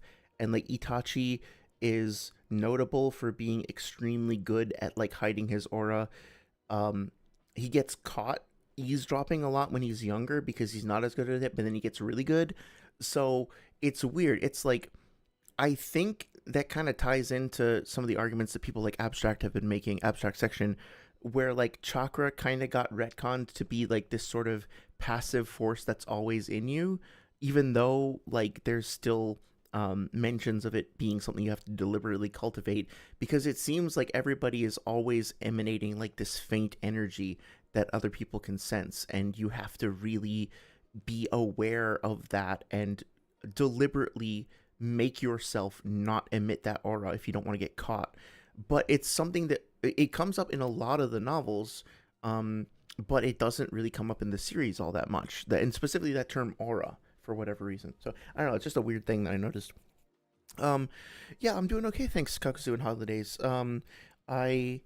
Yes, so basically instant transmission is so key. Yeah, kinda. It does feel like that. It's like literally like hiding their power levels. Like yeah, it feels exactly like that. Um, Instant transmission, I think it's not quite the same because instant transmission from Dragon Ball is like that would be Itachi focusing on Obito and then Itachi teleporting to him, but he just sort of like focuses on Itachi, or fuck, Itachi focuses on Obito. Obito notices that, and then Obito himself comes to Itachi's position. It's not that Obito, that Itachi goes to Obito. Hopefully that makes sense. He's not teleporting. He's just like sending out like an SOS, and Itachi or fuck Obito shows up, and I think he's like, "Don't bother me with this shit. You can handle this on your own." And then he fucks off immediately. So it's actually kind of funny. But yeah, I'm glad to hear that you're doing okay. I am also okay. The month of January was kind of rough. I was sick throughout most of the month. And then like, uh, work was pretty bad, and just like everything was kind of stressful. But things are going much better now. Been back at work on editing some videos. I've been, spending a little bit more time outside because the weather's starting to get a little bit better, and I can actually breathe again without like coughing constantly. So it's nice. It definitely feels better. So here's something also that like I just for the record, I know this doesn't debunk anything, but remember when we talked about geography and we talked about light speed and Naruto and all that shit? So if you think that Haku at any point in his fight moved at the speed of light, beyond like that initial flurry of attacks where he was slicing people up with the Senbon, right? Slicing Sasuke up with the Senbon. If you think that he actually moves at the speed of light and Sasuke and Naruto can intercept him and thereby also move relativistically, it's really fucking weird that Sasuke, right now, when he still has enough chakra to go into CS2 and do more maneuvering and more jutsu later, he sees this happening and he has clearly a very like stricken reaction to it, right? He's like, I need to get the fuck out of here now, and starts moving. This character who supposedly can move at the speed of light, right? Or at least react, he would need to move like somewhat equivalent to the speed of light in order to be able to react to what Haku was doing. If what Haku was doing was the speed of light in part one, now he's much stronger and he has like the curse mark and everything. But in the time that it takes Deidara to say this stuff out loud, and for the sound waves to travel and hit Sasuke, he seems to hear and acknowledge this and look back at what's happening. and he doesn't, like, in the time frame that sorry, regardless of whether or not he hears Deidara, in the time that Deidara says this, and you can try to say this as quickly as you possibly can, thinking there was right. Okay, in that 1 second, he, he he should be like halfway around the planet, right?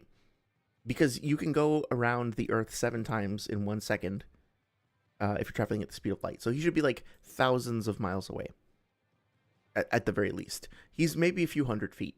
He doesn't even make it to like the mountain range. So if anybody thinks that Sasuke at this point in the series, or anybody relative to Sasuke at this point in the series, is anywhere near the speed of light, this seems to me to be like a significant anti-feat. The only counter to that I can think of is saying like, well, Sasuke wasn't at full potential, and then I'm like, oh, okay, so like unless he's at 100% chakra, then he can't like go at the speed of light. How much slower does he get as he starts tapering off? Because again, he still has access to CS2, right? And he doesn't want to fucking die, right? And he's deciding to physically move away. He hasn't figured out how the C4 works, or C4 works yet. So it's like, yeah. Oh, well, I mean, that's a good point. Yeah. Were you here when we talked about that on stream a little while ago? How about no? Where like, if you're talking about the scene I'm thinking of, when Lee first fights Sasuke, they're like hovering in midair, and they are basically having this extended conversation that'll probably take you a full minute to actually read out loud, but they're just kind of hovering there.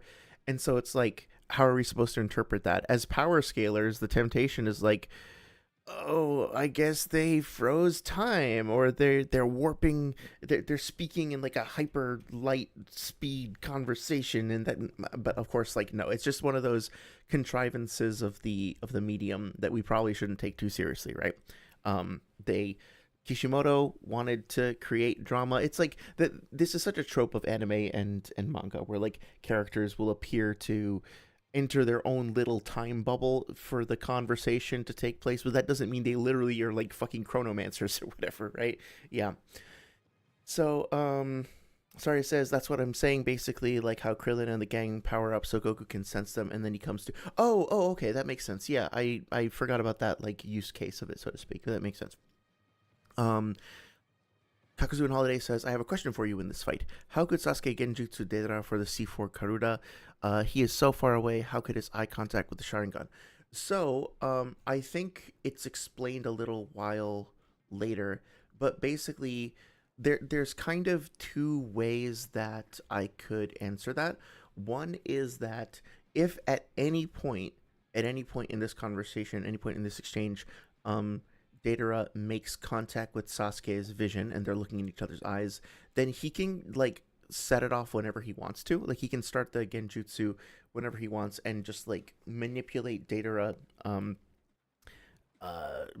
basically like in the same way that Itachi did, right? Like the way that Itachi did it was when their fight begins, right? Without Deidara even noticing it, he immediately casts his genjutsu, and Deidara starts fighting and goes through this whole choreography and thinks that he's actually accomplishing this stuff. And some of it actually does literally happen, I think. Like, he does literally blow the hole in the wall. I think that really did happen. Although I guess it's debatable. But Itachi can basically subtly coerce his perception over the course of the fight and affect how much of his perception is being... What the fuck is that? Okay, all right. Thanks, Lulu Talks. Thank you for this. I'm never gonna be able to unsee this now. I don't even know if it's going in or out, but great. Now I know what I'm gonna have nightmares about tonight. Thank you. Jesus, dude. But yeah. So like, I think the expert use of genjutsu is pretty subtle like that, and can kind of be modulated at will over the course of the fight. There is also something in the Itachi novels that might help to cast some light on this. There's a fight where Shisui and Itachi have to go up against this opponent who has the Byakugan, or he's got like Byakugan in one eye or something like that. It's kind of weird. But basically, Itachi's like hiding behind a rock and he's waiting for an opportunity to attack. And the way that, like, I forget the exact description, but it's sort of like the azimuth, is that the right term, between his line of sight and his opponent's line of sight just need to intersect for a brief second. So basically, like if you think of the pupil of his opponent as casting the hell is the word for that? Is it vertex? Not a vertex. A vector. Casting a vector out straight from his pupil at all times. So if he moves his, like imagine there's just like a beam coming out of his eye at all times, right? And that beam is like flailing around all over the place because it's always attached to his pupil. It's always just sending out like a laser pointer from his eye. Itachi also has, quote unquote, a laser pointer of chakra that's getting sent out from his pupil at all times.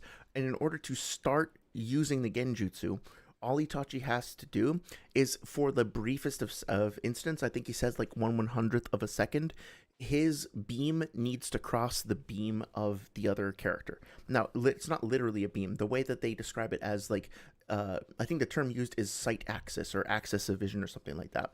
But he's kind of describing it as like, as long as our visions intersect, he doesn't even need to see me. He might not even be aware of, like, the opponent doesn't even need to see Itachi. That opponent might never even know that Itachi was there and not even, like, make, quote-unquote, eye contact in the traditional sense.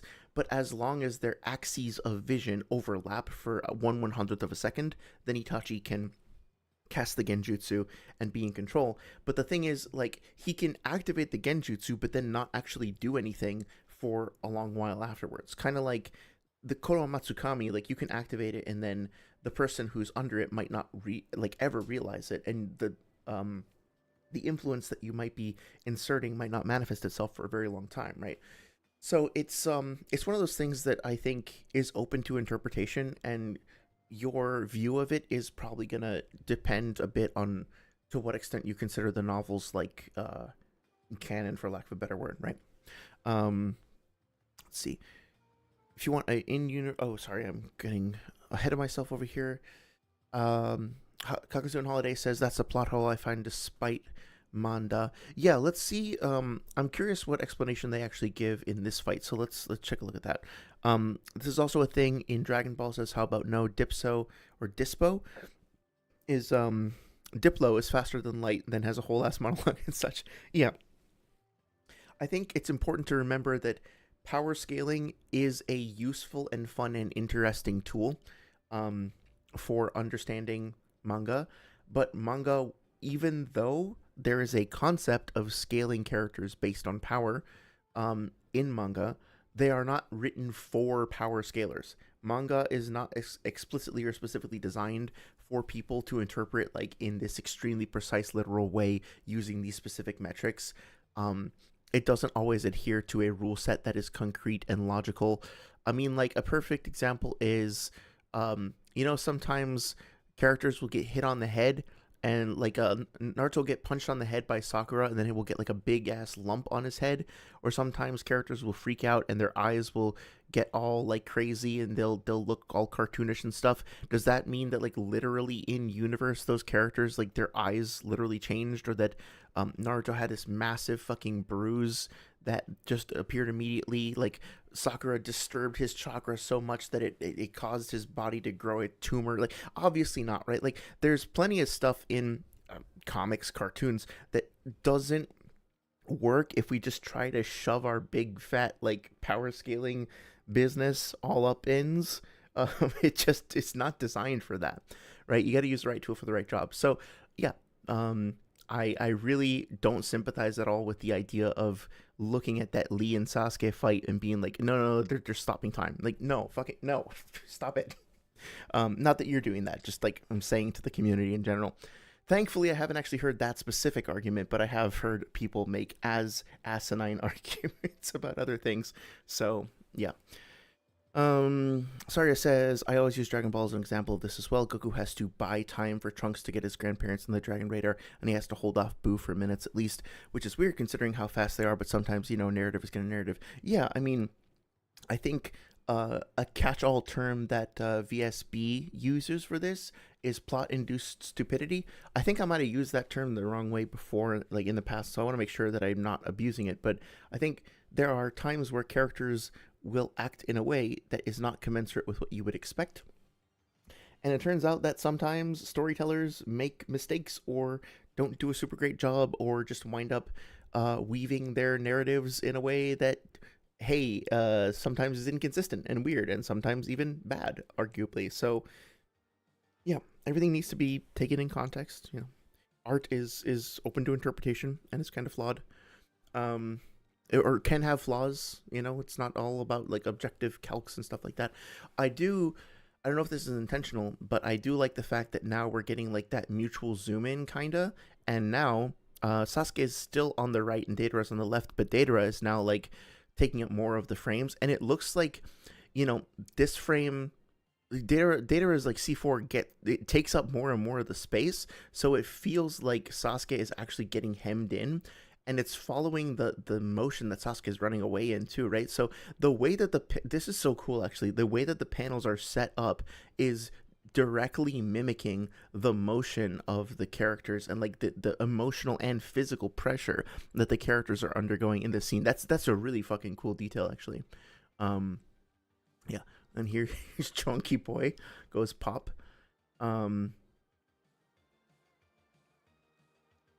Okay, so he recognizes that something's up. Obviously, by looking at Datara's expression, he's like, okay, it's not misfire. Otherwise, he wouldn't be looking like that, right? I do. Okay, wait a second. Well, there's something that I want to keep in mind. Is that. So I thought. One second. We gotta go back for a second.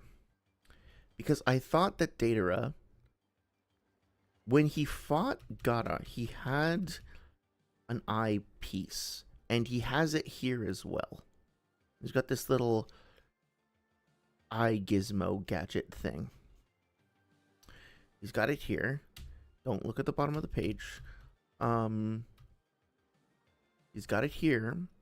So where does he lose it? Still got it there. Okay, is it here?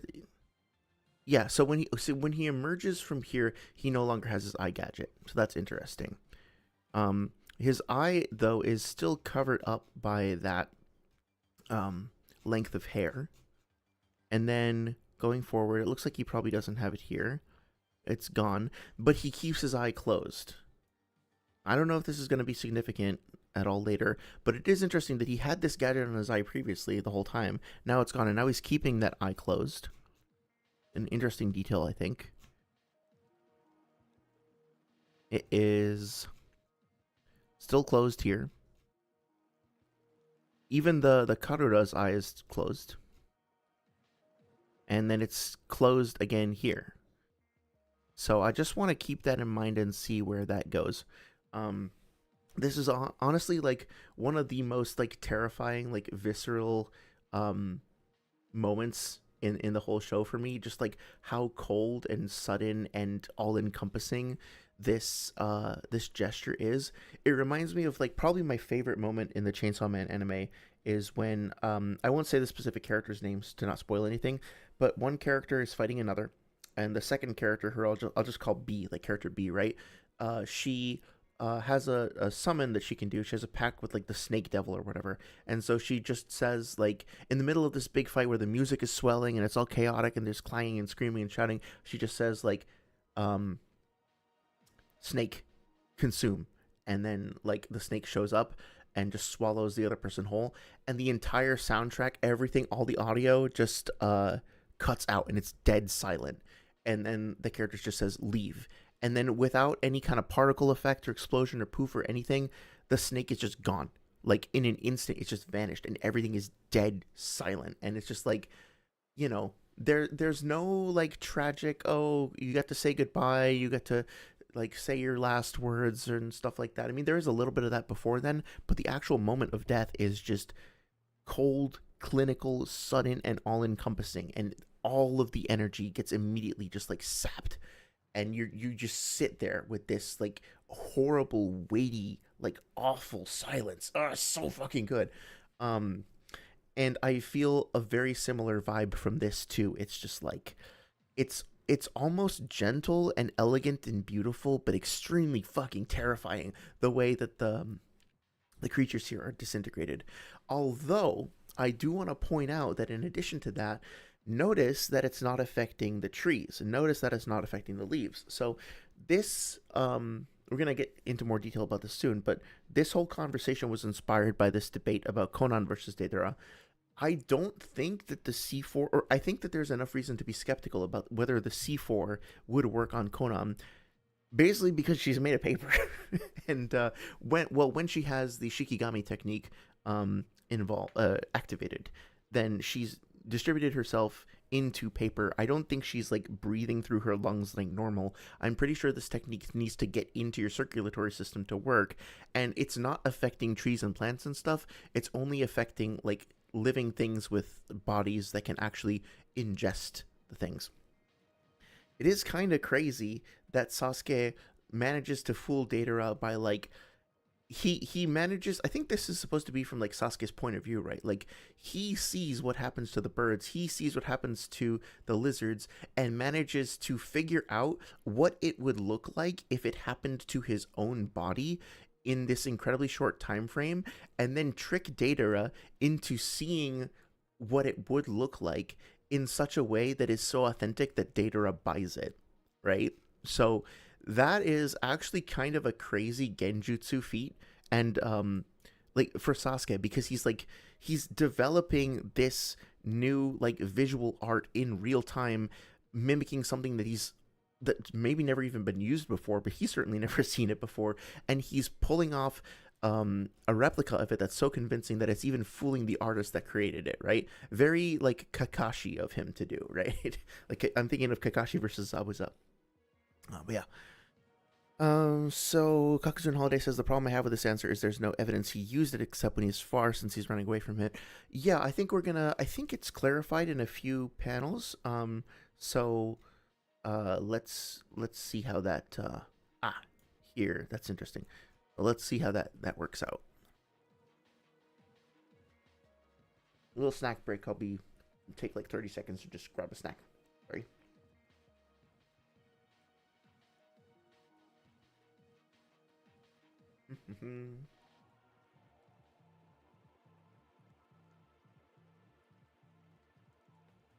Okay, so Toby at least is familiar with the jutsu, it seems. Or maybe Deidara has used it before.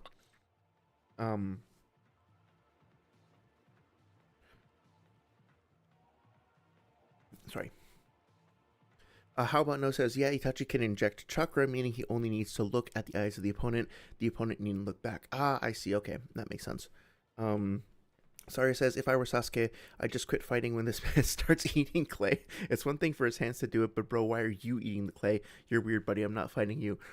Yeah, I mean, like, if they're willing to go that far, it's almost like watching a haka dance or something like that, or haka display. I'm not sure if it's technically a dance, but yeah, if you watch a haka and you're like, okay, this is the way these guys warm up before the fight, maybe we should just leave them alone. Maybe we don't want to get involved. If you haven't seen haka, look it up. It's fucking amazing. Kakuzun Holiday says, yeah, it's very weird. How could he cast a genjutsu of what it would be knowing without knowing it? Lol. Said it bad, but you got it. Yeah, no, that makes sense. It's like, it's kind of like how Kakashi like mind freaks Zabuza into thinking that he's like reading his mind and foreseeing him, and it's a or like foretelling what he's going to do. It's a mixture. It's explained in that fight, I think, that it's a mixture of the Sharingan's like predictive ability, and then also like genjutsu hypnosis and hypnotic suggestion. So he's basically like fucking with his mind on multiple levels, very subtly and gradually, while also using the copy and analysis factors of the Sharingan to just gain like massive insight into what's happening. So yeah. Oh, so the blast wave scatters them far and wide. Mini bombs that implant themselves within the bodies of any and all creatures that inhale them. Right. Okay. So yeah, if we take this literally, then which I could see somebody taking this literally in a debate and being like, yeah, you need to inhale them in order for them to affect you. I don't think that came up in the debate, funny enough. I don't think they got there. I might be misremembering. But yeah, I feel like a very strong way to at least cause serious doubt about whether Deidara could defeat Konan is the idea that, like, as long as Konan has Shikigami dance activated, which is the thing that like makes her transform into paper, then is probably not inhaling in the normal way, and therefore she probably is not going to be affected by this. So Deidara basically would have to get her out of that so that she is breathing, and then like make this happen somehow, right? But he might be able to do that. The multiple cellular explosions destroy their victims from the inside out. Yeah, that's fucking terrifying. Um, Aizen? Isn't that a Bleach character? I don't know anything about that character, to be honest. At this point of story, only Shisui was known to cast genjutsu from far away. Ah, that could be, yeah. With the like Korowa Matsukami. So let's see. I haven't quite figured this out yet, but it is pretty significant that now he closes his right eye, right? He opens his left eye. His left eye, his pupil is dilated, and then he constricts it, and to the point where we actually get like a little sound effect associated with it. So it's like a little pinhole, very very small. So this would mean that it's obviously like not letting as much light in. And then Deidara does this whole big display of I won, my art won, and then we see that like terrifying, Sharingan Genjutsu effect coming from behind him. Sasuke has gone into CS2. He's navigated. So this is a speed feat, right, for Sasuke. He's navigated behind Deidara. He's activated the Chidori, and then it looks like he actually manages to pierce through Deidara's, well, not his heart, right, but through his chest, would be his lungs. So it seems you've used up all your chakra. Your reaction time is slow. So this would seem like he's not actually literally reading like Deidara's power level. He's just coming to that conclusion based on the idea that Deidara's reaction time is slow. But is that actually the case? Right. So Deidara says those eyes. Sasuke provides his analysis of the cloud. He figures out where he needs to go in order to kind of avoid the explosion. So this is like an intelligence feat. This is a perception feat. This is a maneuverability feat for Sasuke. So don't get me wrong here. He uses his genjutsu specifically to trick Deidara into thinking that he disintegrated. So yeah, he did literally just like observe how the disintegration was working on those other creatures, and then basically design like a fake art representation of the disintegration effect, which then he applied to himself to fool the artist. So that's a pretty incredible genjutsu feat, right? Not to be undervalued. He says he deliberately avoided striking a vital spot, but then this is revealed like this was all part of Deidara's plan. So when Deidara is, and this is why I think his intelligence gets like way underrepresented, right? So in this moment, when Deidara starts bragging and boasting, he specifically is getting his eye ready. He is fully expecting that doing so is going to bait Sasuke into attacking him. I don't think he knows for sure whether or not he's under Genjutsu actively at this point. Like he's not 100% sure. So he could have won. But he remembers fighting Itachi, and he has already planned in advance for the idea that he could indeed be under Genjutsu. So he's kind of like baiting Sasuke out to see if he'll take the bait. And he has prepared this exploding, like, I think it's explosive, I forget. He made a clay clone and got it ready beforehand, figuring from the get-go that he would perform a Genjutsu, right? So as you're just like Itachi, did you think I'd fall for that same trick twice, right? So he does actually successfully, quote unquote, precog, not literally. He just like mind freaks Sasuke, so to speak, and gets him in his trap. So now we get the clarification of what's going on with this, right? It says, ever since the day I faced for the first time Itachi, I think that's awkwardly translated, but okay, I've trained my left eye to nullify the Sharingan just so I could easily break, or just so I could break that very Genjutsu. So I don't know how I feel about nullify the Sharingan, but I think what we're supposed to gather here, it's kind of weird because he only like This does kind of strike me as weird because I think what we're supposed to internalize here is the idea that like because this pupil is smaller, he's trained himself specifically to constrict his pupil so that it doesn't let as much light in so that he can't be fooled by genjutsu going forward. So basically what I think Kishimoto is telling us is that up until this point, he kept this eye open and kept this eye closed and let Sasuke like um cast his genjutsu specifically on this eye, and then he closes this eye and opens this eye, and since this eye has been specifically trained to constrict its pupil like extremely and not as much light can get in, then at this point Sasuke can't like fuck with him visually. But it's weird because he should already be under the genjutsu. So maybe what he's saying is that like he anticipated the genjutsu, but then he kept that like his left eye constricted in case Sasuke tries to do it again, like here, right? Like he's hiding out here. I don't know. It's a little weird, but I think that's kind of how we're supposed to look at it. Is like because he trained his like his not his retina, his pupil literally to just like constrict the amount of light getting in. That is what is doing it. And also, I don't think I quite figured it out 100%, but I think it's fair to say that this is a pretty good like strategy, tactics, and like mind game feat for Deidara, right? Like if Sasuke didn't have the Sharingan, oh, he also has enough chakra to make a clay clone, and enough clay to do it, and then to break out of it, and then to detonate it as well, right? So like,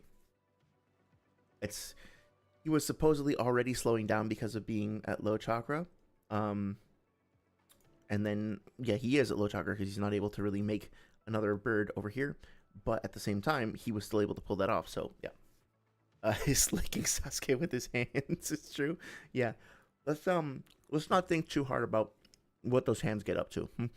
Let's see.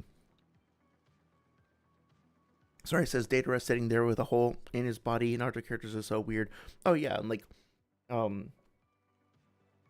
Naruto gets Sasuke's hand through his lung, you know, at the first Valley of the End fight, and just kind of gets back up. Kurama's like, yeah, actually, like, Control Z, fuck you.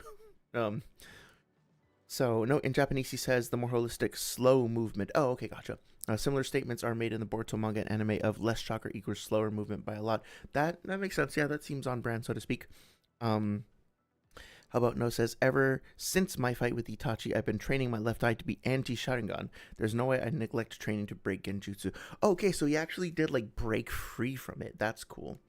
I mean, that makes sense. Like, breaking free from Mangekyo jutsu is, like, another thing. But, I mean, like, people can break free of a basic Sharingan jutsu, right? Makes sense. But it just, like, requires a lot of training and a lot of, aptitude. So Deidara is just that good. That's awesome. And thank you for the clarification there. Sorry, says Deidara and Sasuke are just pushing each other's plot armor to limits. Yeah, very much so. Well, let's see. So yeah, and this is when Sasuke basically would be dead to rights. So what I was saying before is like, if Sasuke still had the Chidori, like all of his abilities were the same, but for whatever reason lightning didn't have advantage over earth, so, or like it was like his abilities weren't the same but it was fire based, then he would have died here, right? So like, I think it's fair to say that Sasuke has shown relativity to Deidara in terms of like overall stats and combat performance and stuff like that pretty consistently throughout this fight, but also that Deidara, there are definitely moments where like if things had just gone a little bit differently, then he would have just like won. He would have taken the fight, right? And this is a good example of how overall as fighters they are basically relative, but like the margin is very thin. And if this had gone differently, if there had been like just a slight couple of variations here or there, Deidara absolutely could have won, right? Sasuke was pressed to his limits, right? And then they both kind of fall.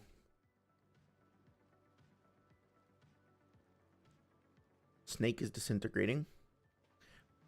But he does actually manage to get the genjutsu off over here as well.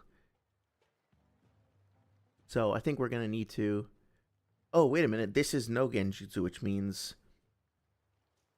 This is just like... This isn't a genjutsu specifically. He's just literally seeing the Sharingan there. Okay. I think it's punched out, knocked back. And then we start to get the explanation and the breakdown. So let me check chat real quick, and then we'll go through the explanation that we're given. Kakazun Holiday says, well, Sasuke has his movement restricted due to minds and holding back. Oh, that's true. Yeah, he does. But, I mean, like, you could say that's just a feat for Deidara, right? Like, he's the one who's imposing the movement restrictions on Sasuke in the first place. But, yeah. I mean, the fact that he's able to navigate through that minefield and avoid that stuff is pretty impressive in and of itself, right? Okay.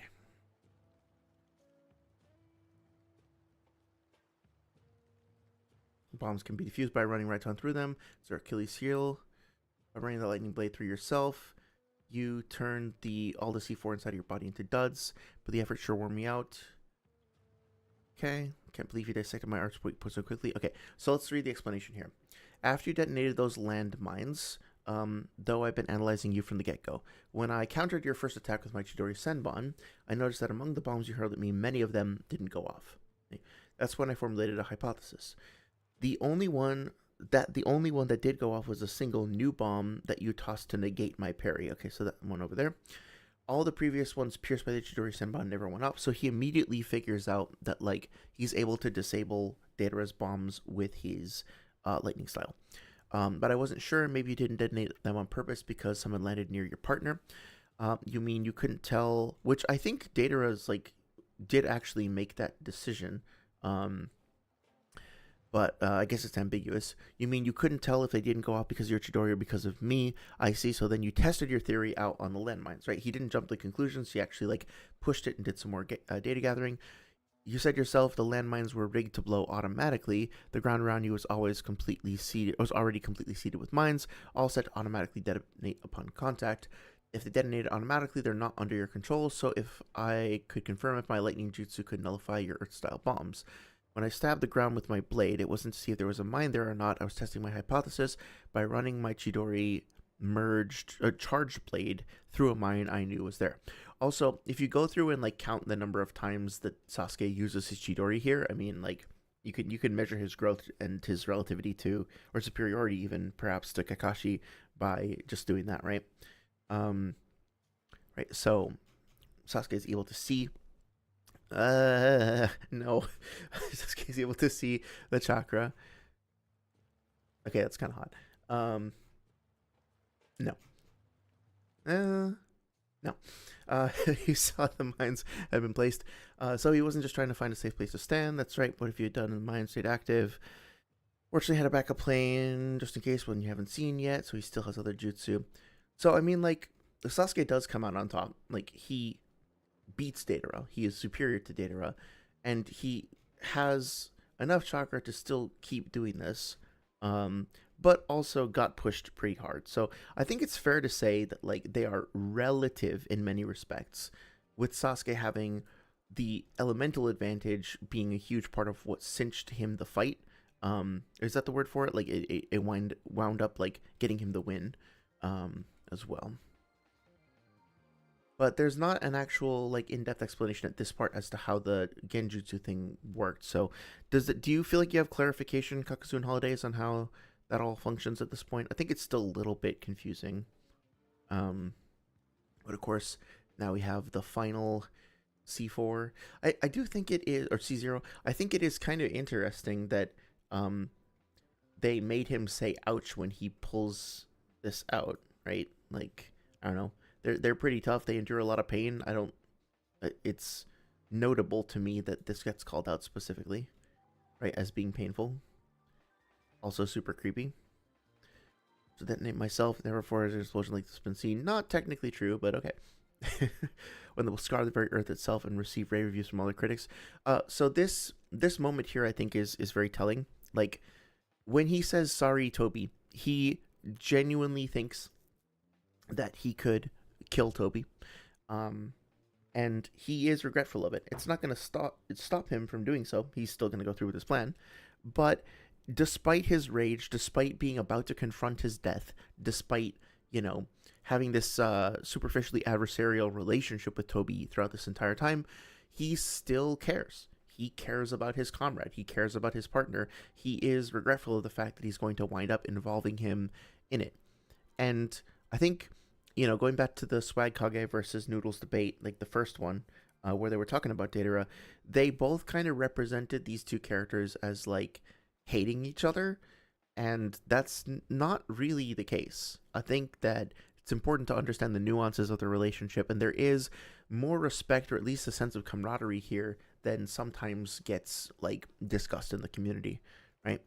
Um, the blast will cover a 10-kilometer radius. Not even you can escape it, right? Um,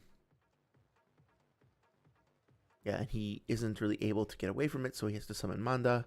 Nice, okay, cool, great, thanks. Nice, you know. So this is something that also came up in, I think, Noodle's debate with Apollo. I don't remember specifically, but I think it's basically like the idea that Sasuke must. Oh, fuck, I can't even remember it. It might not have been that debate. It was probably another debate, but like some debate I was listening to, somebody was arguing that like what was it? Oh god, I can't remember.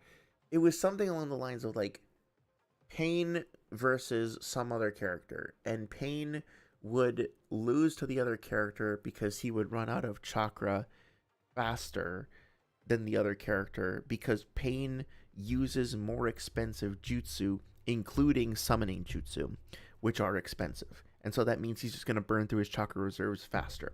And the other person pointed out that Sasuke was basically out of chakra and basically like couldn't move around and was like on his last legs, literally. Um, but despite that fact, he was still able to summon Manda, and therefore, you can, as long as you have enough chakra, you can summon even large summons, even if you are at a very low amount of chakra yourself. Because what determines your chakra, like how many big jutsu you can use, obviously, is how much initial chakra you have. If you have a massive fucking chakra pool, you can spam massive jutsu all day, and it might not necessarily deplete your chakra pool. So this is just a like a chakra feat for Sasuke. He had enough lying around that he could still pull this off. But something that I didn't realize, and I don't think they realized fully, um, in this debate either. Oh yeah, here's the let us try to mourn Deidara, quietly. Kind of shade at Toby over here. No matter, that one is easy enough to replace. Should be grateful Itachi Deidara sacrificed his life to save us trouble, right? Like, so there is some respect towards Deidara. There's some reverence there. But here's an interesting thing, right? So Suigetsu actually. Oh wait, no, I'm getting confused. Okay, so we see Suigetsu take out a scroll.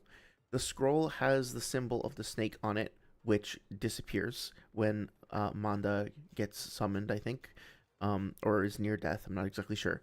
He takes out the scroll. He's got a little bit of blood. He pours the blood on it. So I think what's his name?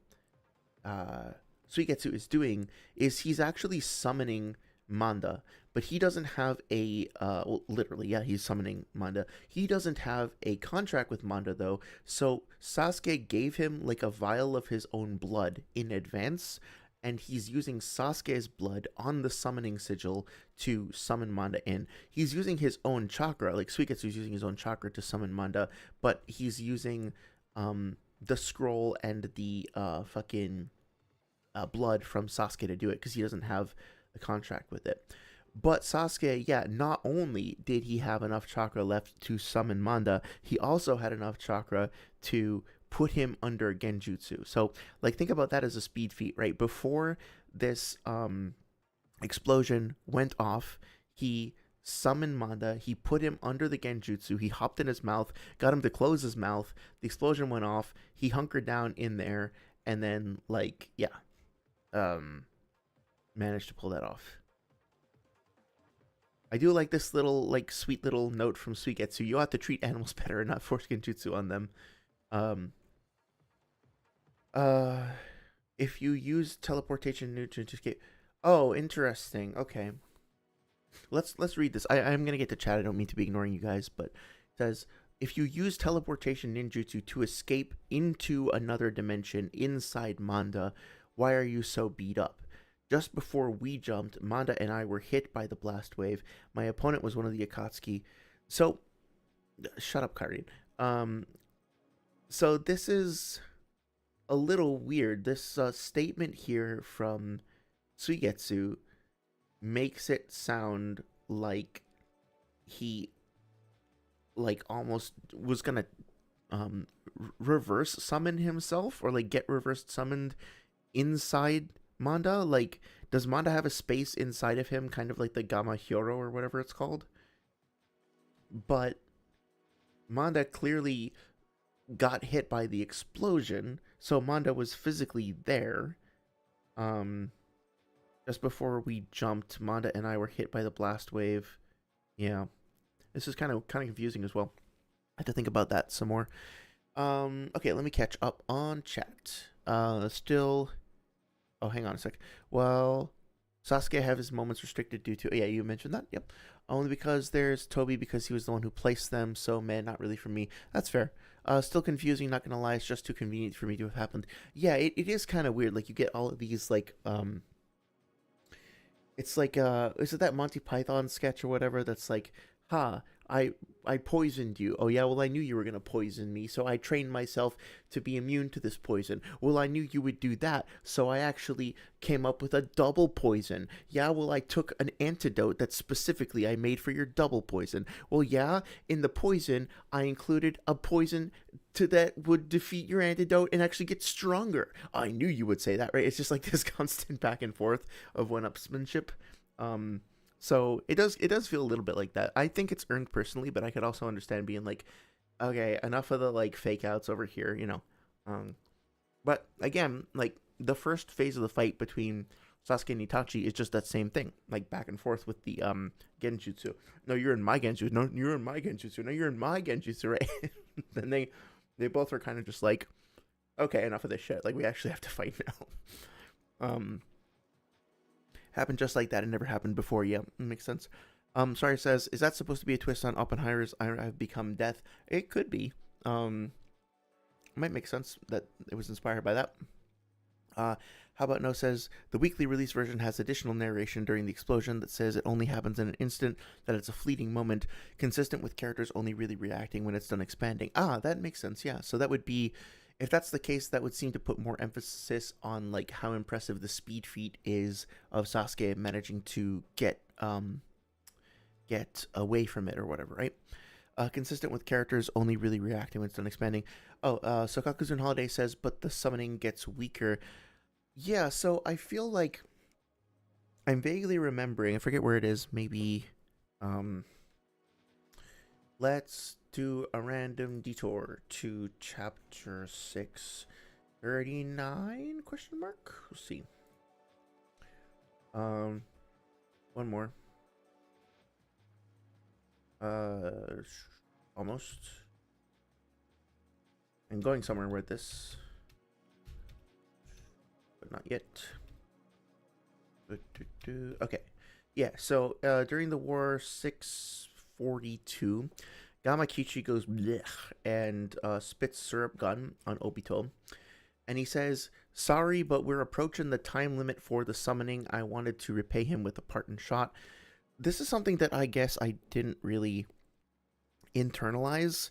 I feel like maybe it's not, like I just read through all the data books again, and I don't remember seeing anything in them about there being a time limit to summons. But I wonder if like you don't put in as much chakra, do you get the summon for less time or something like that? Or I'm probably just making stuff up at this point. I don't know.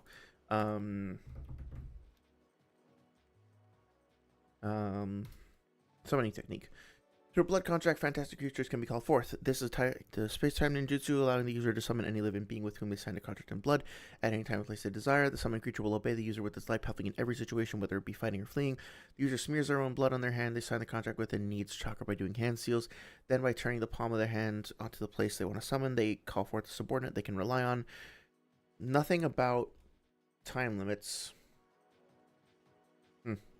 Yeah, it's weird. I wonder if that's something that I just missed, because I definitely remember being like, wait, what the fuck? Why, since when do they have time limits? But, yeah. Okay, calm down, Weave Central. Jeez. Yeah. Note additional. Oh, yeah, but thank you anyway for the, for that clarification, as always. How about no? How about no then says, additional Kisame doesn't necessarily say Deidara was one of the stronger ones, just he was strong, I think, which still implies that, actually, caught in the blast together with Manda before taking off. Sasuke got hit by C0. Oh, interesting. Okay. So that's, again, like, that adds more durability to our boy Sasuke. Kakuzun Holiday says, true, weak Manda summoning, not OS by the, one shot by the C0 blast to Discord too. Okay, yeah, let me check Discord real quick.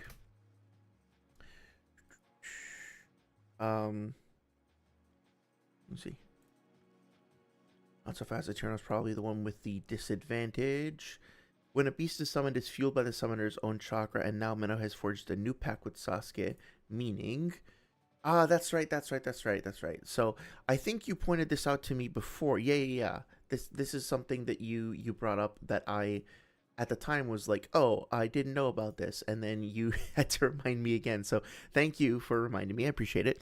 But yeah, so, I guess, like, individual summons can be enhanced beyond their baseline power level because, or like their baseline power based on the level of the summoner who's doing the summoning, like how much of their chakra they put into it.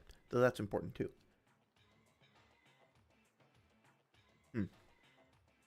Yeah, that's cool. I appreciate the reminder there. Well, I think that basically covers what I was looking to understand about this fight. If anybody else has any questions, let me know. But I think I might have a shorter stream tonight and go back to working on the Kyrian video, which I'm really excited about. I will also try to get that website out tomorrow. So I actually have the day off for work tomorrow, which is nice. Could definitely use the extra time. So I'll try to get that website up, and I'll put the translations and the notes and stuff up there as usual. Sorry, I lost my train of thought. I will put my intention of that page is basically to just be like it's not going to be very fancy. It's just going to be almost like a live journal or something, where it's going to be a dump of stuff that I talk about elsewhere. So like, if I get some translations done, I'll put them up there. If I can find a way to share those Miro boards, I don't want like people editing them or whatever, but I will put them up there. I can put like lists of references to data book pages and stuff like that. I hope to be able to do that tomorrow. If not, then maybe by next weekend. So yeah, overall, I think that, you know, for whatever reason, and I'll leave it up to you why this might be, in debates, a lot of times things are presented relatively bleakly or starkly. Like, to give credit over here to Westbound and Llama. They or Westbound's like scaling does mention like equivalencies or like approximate relativity, as opposed to just being like X, Y, or Z characters objectively over the next character or whatever. So I think there is some nuance here in the scaling, but I think from my experience, the debates that I happen to have consumed over the years, there's a tendency to be like, this character scales above that character, and that's objective, and that's just a fact, and that's just the end of the conversation, blah, blah, blah. And really seems to be at odds with the way that the series itself actually presents fights. I think some of the more compelling, maybe most compelling fights in the series are those that could be decided with a hair's breadth, like There are fights that are really neck and neck and that could kind of go either way. There are fights that really push both combatants to their limits. Obviously, there are certain fights like Sage Naruto versus Pain where one character is like vastly eclipsing the other in power, and there are uh, circumstances at play that make things more complicated. Um, but a lot of times, without struggle, without pushing up against adversity, without really straining and having to um, innovate, the fights wouldn't really be that interesting. Like, I don't think we would all find the fights in Naruto as fun and compelling and engaging if every fight was like just one page or 2 pages of one character like blitzing the others. Granted, it is fun to see that happening sometimes. Like, it's really cool to see Minato deploy onto the battlefield and just like, you know, throw his kunai around and be like, oh yeah, I'll take care of them all myself. It's also really cool to see Itachi being able to do things like, um, use a mangekyo on Kakashi, and like everything happens so fast and he does so much psychological damage to him. The guy is like flabbergasted. It's like, what the fuck just even happened, right? So having moments where characters can be totally badass and blitz and like totally eclipse their opponents, that can be a lot of fun, genuinely, and it can help like increase the mystique and allure of a given character. But also, realistically speaking, I mean, if the whole series were like that, I don't think we would resonate with these fights and have the same emotional attachment that we do. Like, there has to be drama, there has to be give and take, there has to be tension, and you have to feel like the fights were genuinely earned, like tooth and claw, for them to really feel as impactful as they are, which I think sometimes is antithetical to power scaling. To be fair, apart from Mortified, most of the people in the debate tourney that Sage hosted were pretty balanced and pretty nuanced with their takes. Pretty much everybody there except Mort was, I think, pretty like collected, and were like there. I didn't really detect a whole lot of petty bullshit, which is a rarity for these debates. Like Llama and Westbound, for example, both seem to, especially Llama, seem to be willing to be like, oh yeah, okay, I don't think we're gonna agree on that. I see it differently than you do. Here's the challenge that I would offer. I've spoken my piece. Now we can move on, right? Like, it was, they like Llama. I seem to recall specifically mentioning many times like, this is open to interpretation. I don't know if I could prove this. I could just argue that it's likely. Maybe we have equal interpretations, right? So they were very mature about it. And I think represented the series well by saying that, like, yeah, this is not necessarily clear cut. So I appreciate that. Just wanted to shout that out. Oh yeah, let me check chat real quick. Weak Manda summoning. Oh yeah. How about Noses? If you want scans for the RAWs, I can link them here. You can also send them on Discord if you want. Got RAWs for the data books as well and whatnot. Yeah, that'd be great. So at this point, I have purchased all 4 of the data books in Japanese. I have the 3rd and 4th ones. I'm waiting for the 1st and 2nd ones to arrive. Should be here next week. So I think I'm all good with those. But I always have a trouble finding, like, if you asked me right now to find the Japanese, like just the raw of this chapter, I wouldn't know where to go unless like I I've tried to get them on like I think Mangaka Lot or whatever. Like, I've tried a couple places, and usually I just wind up on some stuff that probably shouldn't be showing on stream. So even if I can say things along these lines, um this is actually among the most tame of the ads that I've seen on some of the other sites that I've been to, looking for the Japanese scans. So I'd rather not risk it on stream. If you know of any like reputable places that I can go to get them, that would be great, just so that I can have them on hand. I very much appreciate that, but no pressure, of course. And then for the data books, at some point I just need to take like a couple of days and sit with my like clunky old scanner and just go through and like get them all scanned in, just to have them. But for the time being, what I'm doing is like, Dr. Strangle let me know that, or actually, I don't know if I should, might want to check in with him first. But like, basically what I'm doing is like, I'm going through and like, getting scans of stuff that I might use for videos.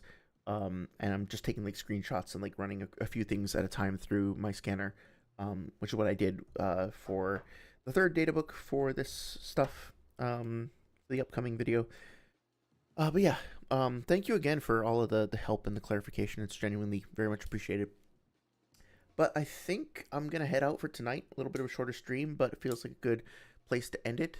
I'm open to suggestions for topics for next time, so I might post a poll.